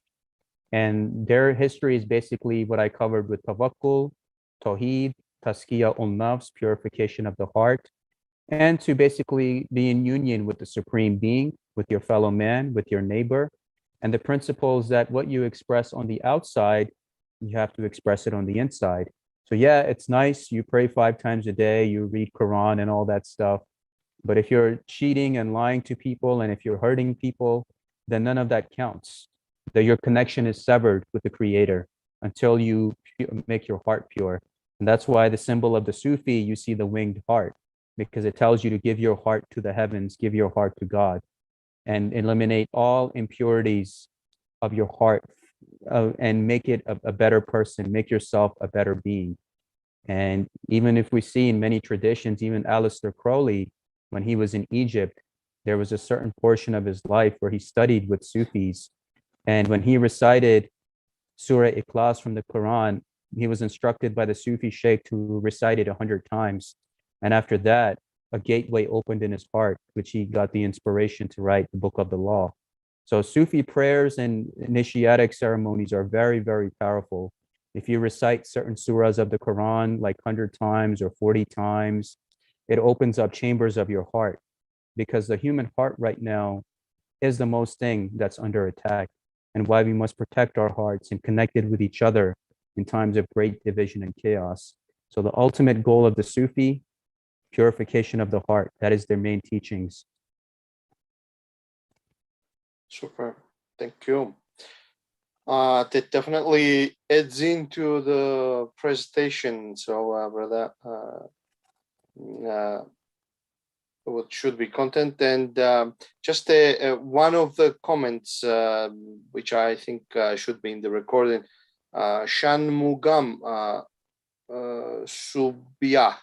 That's what I see here. Sorry for mispronunciation, if any. Fantastic. You have opened my eyes to see the commonality between both Sufism, which is Islam, and Freemasonry. How I wish the rest of Muslim world would understand Freemasonry as it is, and not brand us as Illuminati, devil worshippers, and the dark forces of anti-Islam. That was a wish, but it's interestingly stated, so I just decided to. You know, in my life, if I will labor towards that, and this is why I'm doing what I'm doing, to eliminate the misconceptions in the Islamic world. Because when I was first interested to join Freemasonry, I went on YouTube and I saw everything about Freemasonry was saying that they have a spiritual war against Islam. They're worshiping the Antichrist. They're part of the Illuminati. They're devil worshippers. All of that is untrue. That is all false. Those are all lies by the agents of chaos who want us to be divided from one another. And that is the goal of my presentation, as both as a Muslim and as a Freemason, is that what you see, what I pointed out, is whether you're a Muslim or a Freemason, you're following the same exact thing. You're following the same teachings. There is no difference. You're all being taught to love each other, love your brothers, relieve those that are distressed, protect the weak, trust God, everything that a Muslim is being taught. And what I've shown about the Kaaba and how the Muslims participate in the same rituals. So In reality, we are all the same. So I hope that I eliminated the misconceptions in the Islamic world, and those any Masonic brethren who have had any misconceptions about, the Islamic brethren in general. So because we're laboring towards this one great work, and to be a part of this one great work, we all have to put in our individual efforts, because the pyramid does not complete by itself. Every worker has to put in their own work, so we work our way to the top. Whether you're following one road or the other road, it's like me here in Philadelphia. There's 6 different ways I can get to New York City, which I can take a bus, I can catch a plane, I can catch a train, I can go in a car. Whichever path you follow, it's taking me to the same place. So in that regard, we must strive to eliminate the ignorance in Islamic communities. And I hope in my lifetime, I can see the reverse on the ban of Freemasonry on many of these countries, so it can start flourishing again. And I will labor towards that goal. Thank you, Brother Salman. Brother Patrick is asking, are there Sufi in South Africa? Sufis, yes, my brother. If you send me a private email, I'll give you to the reference on who you can contact. It's just like when a brother makes a potential recruit or candidate asks you, I want to join Freemasonry, and you ask him, where do you live? And you find a recognized lodge and jurisdiction where he lives. So in Sufi, it's the same thing. You reach out to me and I'll find out where you live, and I'll give you the regular recognized Sufi path that you can go to. Excellent. I haven't scrolled down to the huge chat. So have you shared your email in the public chat? Yes, I'll do that. Yeah, please do that, so anyone can just simply copy paste without any errors there. Brother Denise, I guess your question has already been asked by Brother Hasu and has been answered. Are there Correct. female Thank you. Sufi Masonic orders? So I hope you heard the answer. Is that okay for you? Yeah, Okay. that was good. Thank you. There's All right. also my sister. There's also in China, they have an all-female Sufi order, and the all-female mosque in China known as the Pink Mosque. So in mainland China, they have the all-female Pink Mosque, and if you Google female Sufi orders, there are women who only feel comfortable dealing with a female sheikh, and only dealing with an environment where there's a female teacher and female disciples. So the all-female Sufi orders do exist. Even here, I'm in Philadelphia, they have the Baba Muhyiddin Fellowship. And in Baba Muhyiddin, you will have the males and the females that are separated, just to respect each other's boundaries and nobody feeling uncomfortable in many ways. Yeah, that's interesting. I live in Jersey, so I'm not far from you. I'm about an hour outside of Philly. Oh, great. I hope to meet you one day, and thank you for always giving me your love and support. I'm grateful for you. Same to you as well. Thank you. Thank you. Siva Subramanian is asking, please tell us more about the old man of the mountain who studied with Blavatsky. So the old man of the mountain, basically, when you look at the concept of Hassan Saba at one time was an individual who existed, who was the leader of the assassins, but he transcended into a spirit, meaning that spirit can overtake any individual or person that the old man of the mountain sees fit. So you can't contact him. He comes to you if he needs you. In the spiritual and occult sense, that's how it works. If you look at the Haitian, the freedom fighter, Toussaint, I can't remember his full name. Toussaint, what he did was he turned his followers into zombies, just like how Hassan Saba would put hashish into his followers to go on these drug-fueled rampages without being hurt or without dying right away. So what the Toussaint did in Haitian against his revolution against the French was he turned many of his followers into zombies. And that's why they referred to him as the old man of the mountain. Jamal al-Afghani is referred to as the old man of the mountain. Even William Burroughs, the American author, he refers to Hassan Saba, the old man of the mountain. So it's the spirit that you're dealing with that comes to you when it deems you worthy of doing any task for it or for its purpose. Thank you. Okay, now Okay, just repeated question. I just wanted to check. Okay, I shared the link here as well to Brother Salman's YouTube channel. Thank you, brother. Okay, I guess we have covered all the questions. If I missed any of them, please repost it. The scroll has been very long, and I've been trying to be very attentive and not to miss any of it. I'll check again here on YouTube if there is any other question, so we can cover all and be fair to everyone. I guess no, all is fine here. I have my question or two, if you may, and then I will let you go. And we'll plan somehow to have another interesting lecture with you. You mentioned spiritual beings, jinns, some spiritual entities, and relation with them. There have been several very interesting lectures here on Sapere Aude, and Yes. also some private discussions on different this esoteric part of the universe. Let's put it that way.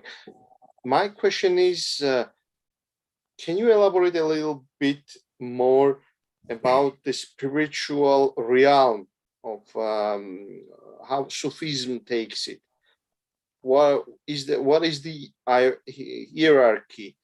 Are the genes the energy vehicles which you can make be good or make with your intentions wrong? Or Yes. do they have their own characters by definition or by default? And what are the other spiritual beings? What is this spiritual world Sufism believes in or relates with? Yeah, thank you, Brother David. That is an excellent question. So the Sufis believe God to be this grand architect who constructed humanity out of clay. So he was like this fine potter who constructed humanity out of clay. The angels were made of, we were made of clay from dust to dust. And we go into the ground too. That is our reality. Angels are made of light, and the jinns are made of smokeless fire. So the jinns are, you'll have good jinns that are there to help humanity, and you'll have the evil jinns that are there to entrap you or to bind you in some kind of a way. And just like in humanity, you have good and bad. And what Sufis teach you, and like how you have the Masonic black and white tiles, that both good and bad come from the creator. So you get tested with that white lodge and the black lodge in both formats to see what kind of character do you really have. So in reality, you might come across human beings who might be an angel in disguise, who might be a jinn in disguise, disguised as a beggar testing you. You might have a individual that might come in your life as a friend, a mentor. On the outside, he or she might appear as human, but in reality, the Sufi is teaching you that nothing in this world works the way you think that it does.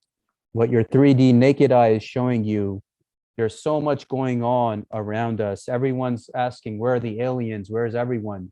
They're already here. You just don't have the spiritual insight to look into all of the things that are taking place around us. Angels, man, earth and heaven and jinn, the shaitan, God, Iblis, Allah, all of those realities and paradigms that are taking place right now as we speak. Like worshipful brother Hasu said, that if you have the spiritual insight, those that know, they know. And that is ultimately what it comes down to. And if you're one who is of a good nature, the Sufi believes that if you want to be protected from occult attacks or from any dark occultist, the only requirement you need is a pure heart, and nothing in this realm can touch you because you are of the light. Thank you. Then follow-up question would be, as you have been exposed to both tradition, Masonic one, okay, in Masonry you have other diversities, but still generally more or less the same legend, same philosophy, kind of is on the, at least for the first 3 degrees. And you've been exposed, of course, you're a practitioner of Sufi. My question is, to what extent you personally see that Freemasonry can be not a religion, but a way of spiritual experience? Sure. So modern Freemasons, they have to start getting back to the spiritual roots of the Masonic organization. What you see as like lodge social club masonry, where you just come to lodge and do what you need to do, have a social club, have social activities. That's not what Freemasonry is. Freemasonry is not a social club. And Freemasonry is a way of life. It's not a religion, of course, and we're not representing or endorsing any views. But what we see this is a Freemason is one who gets light from everywhere. Where even myself, I found light as a Muslim. I found light in Buddhism, Hinduism, Christianity, Judaism, and I realized, I can take each thing and apply that to my life. Take the good from everything and apply that to my life. Just like how you have our ancient brethren when they made Freemasonry. And I'm not making the claim that everything from Freemasonry comes from Islam. Our ancient brethren had aspects of Islam, Greek philosophy, Vedic philosophy, Buddhist philosophy, Confucius philosophy. Even if you look at the Chinese gods, Nuwa and Fuxi, they're holding the square and compasses, recreating the world, showing the aspect of the masculine and feminine coming together. So one has to realize that Freemasonry is everything and anything around you. It is the totality of the oneness of this existence. Love for your brothers, for your fellow man, for the grand architect of the universe. That is the ultimate truth. What the Sufis refer to as haq, ya haq, that is the truth. Anything else that goes against that is not of God and is not of a benevolent nature, in whichever form it presents itself. And that we have to stop being a social club. And for the Masonic leadership, please be open to the knowledge and the fervor and the zeal of this institution that the young brethren have, because that is the only way this fraternity is going to survive in the future, especially in these current times. Freemasonry is a work in progress, just like how we are a work in progress. So don't be tied to the same ideas. Listen to them, learn from them in the manner that they learn from you. Take your hand, put it in their hands, and they will give their hand back to you. That's how it works. Thank you. And one more question, and then we have Charles with the hand. Okay, go ahead.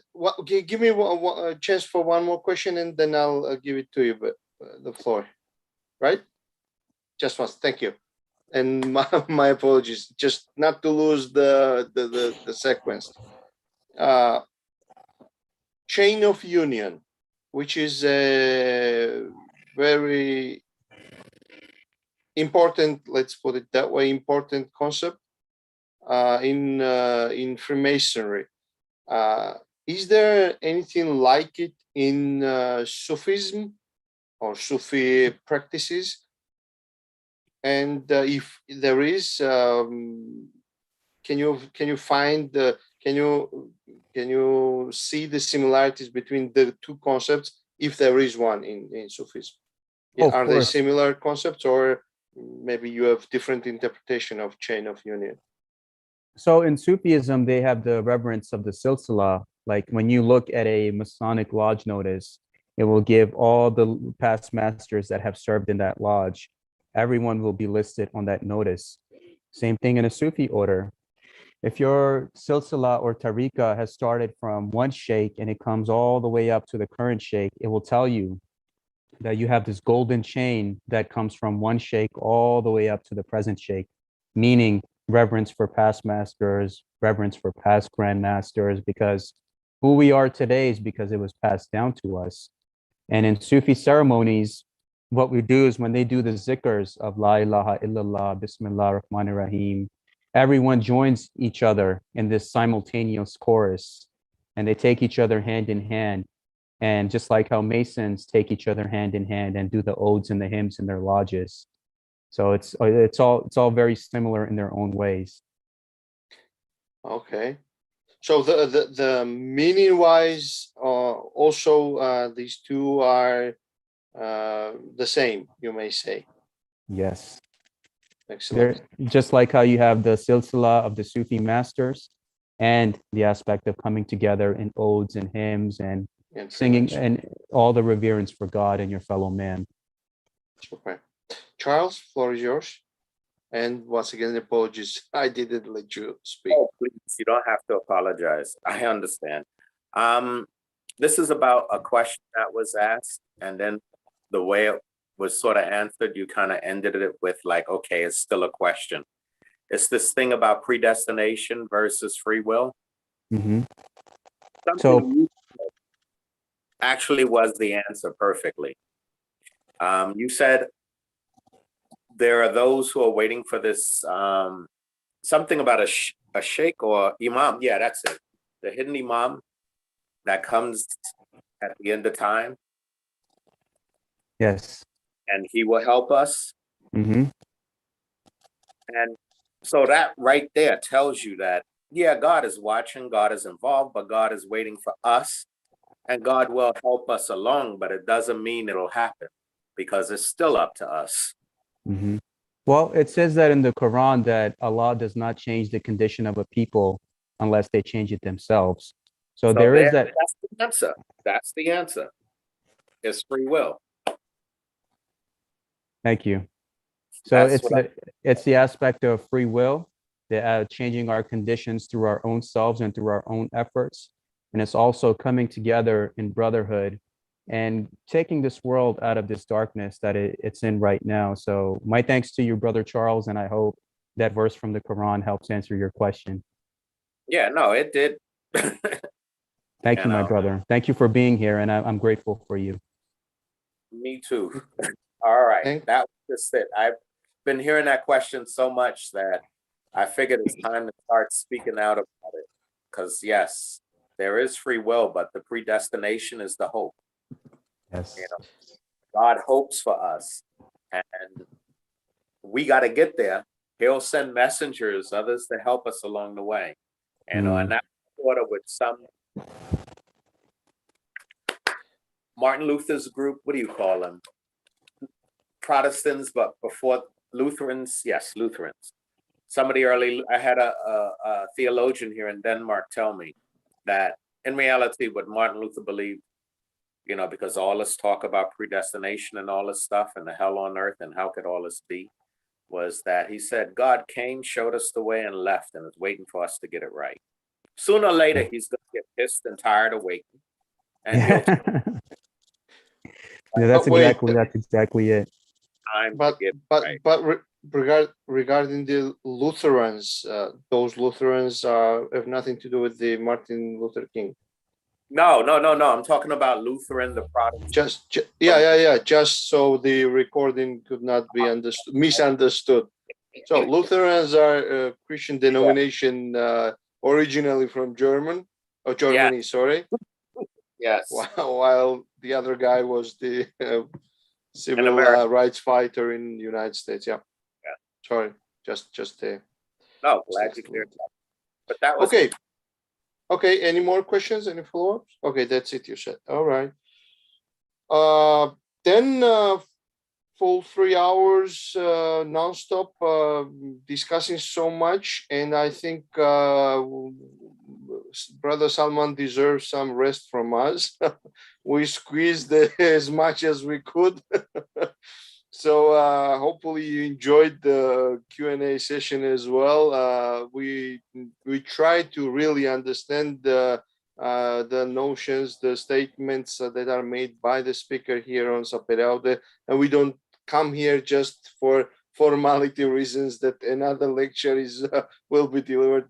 We come here because we try to kind of absorb the knowledge that surrounds us, and despite of the fact that some may be acceptable, some may not be acceptable, we enjoy learning process, and definitely try to treat all the speakers, all the Q&A sessions, opinions, questions shared in as much academically way possible as possible.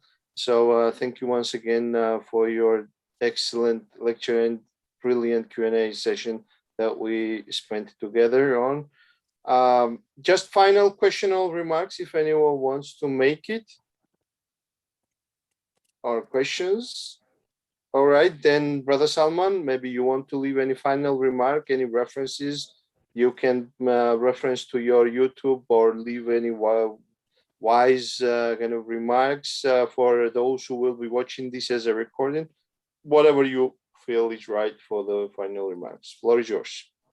Thank you, my brother. And again, I want to say that I do not represent any grand lot statements or opinions. I represent myself as a free man, not for the purpose of dwelling into dogma or religious division, but as Freemasons for us to learn from each other.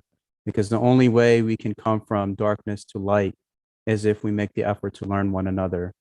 I want to dedicate this talk again to worshipful brother Hasu, who has played a great role in my life and whom I love dearly, to brother David Chichinatse, to illustrious brother S. Eugene Harrod, 33rd degree, Right Worshipful Past Grand Master here in Pennsylvania, and to Sheikh Wahid Azal of the Fatimiyya Sufi order, and to the sheikhs and masters of the Naqshbandi, the Murid, and all of the Sufi sheikhs who have given me their blessings as well on my path. Because in this short human life, we're all walking each other home. I could go in my room right now and take a nap and I might not wake up. I have no guarantee with this human life.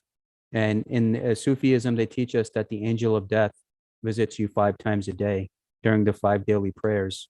So just like how in Freemasonry, you have the memento mori, your death can come at any time. Do not hurt anybody. Apologize to those you have to apologize from. Love everyone. Love your children, love your sisters, your brothers, your family, your wife, your mothers, your fathers. Don't hate anybody. Love everyone, respect everyone.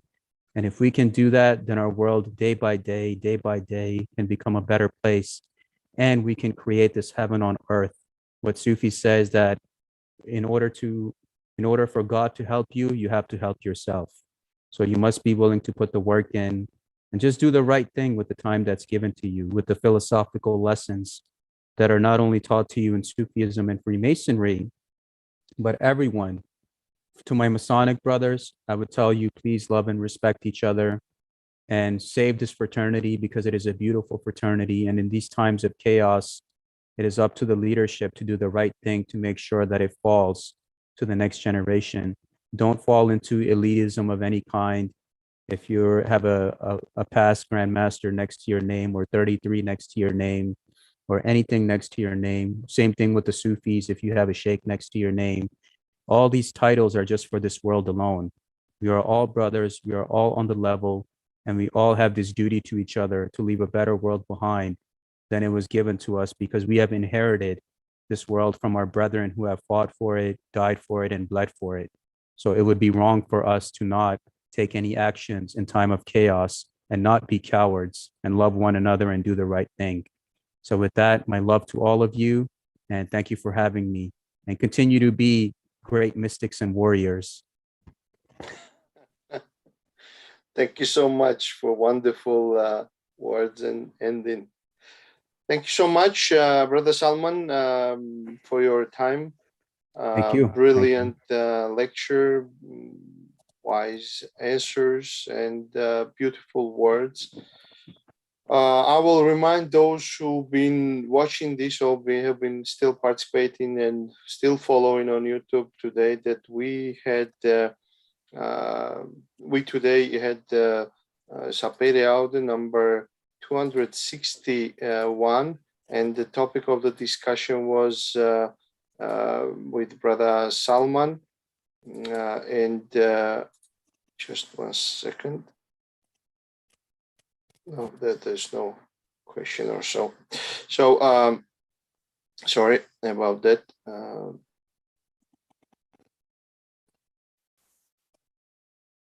Apologies. So again, we discussed today parallel comparison between Sufism and Masonic teachings, and Brother Salman Sheikh has been generous enough to share with us a truly brilliant lecture. Thank you again. Today is 19th of January, 2022, and this concludes our lecture today. So Nahwamdis, that's goodbye in my native Georgian. So we'll be seeing you on Sunday. So bye-bye for now. Thank you. Goodbye. Okay, brethren. Thank you so much. This was wonderful evening for me. Still day over there in Americas. I learned a lot. And Brother Salman, whenever you have time, you can drop me the slides to share to those who might be interested to get it. Otherwise, you can directly send email to Brother Salman to get the file to you. If anyone has any off topic to discuss, the room can be still open. We're still live on YouTube, but the lecture part is over. This part is not moderated. Everyone is free to leave, but the floor is open as long as we need to follow up. So I'd just like to say, my dear brother Salman, that you have given me too much credit. It is your own achievement, and it is your own power and your own free will and your thinking that drives you. We are just spectators who applaud on the side and say, "Go for it." Thank you. Thank you, my brother. I appreciate everything you, all the parts you have played in my journey. I'm truly grateful for you. I'm not perfect myself. There are moments when my passions as a young man get the best of me, but my intention is pure. My intention for the brotherhood and to see humanity in a good light is always there. And there are moments where this journey has made me grown as a human being, where if I would go back 6 years ago, I would criticize myself as a brash fool. And to this day, I'm learning day by day.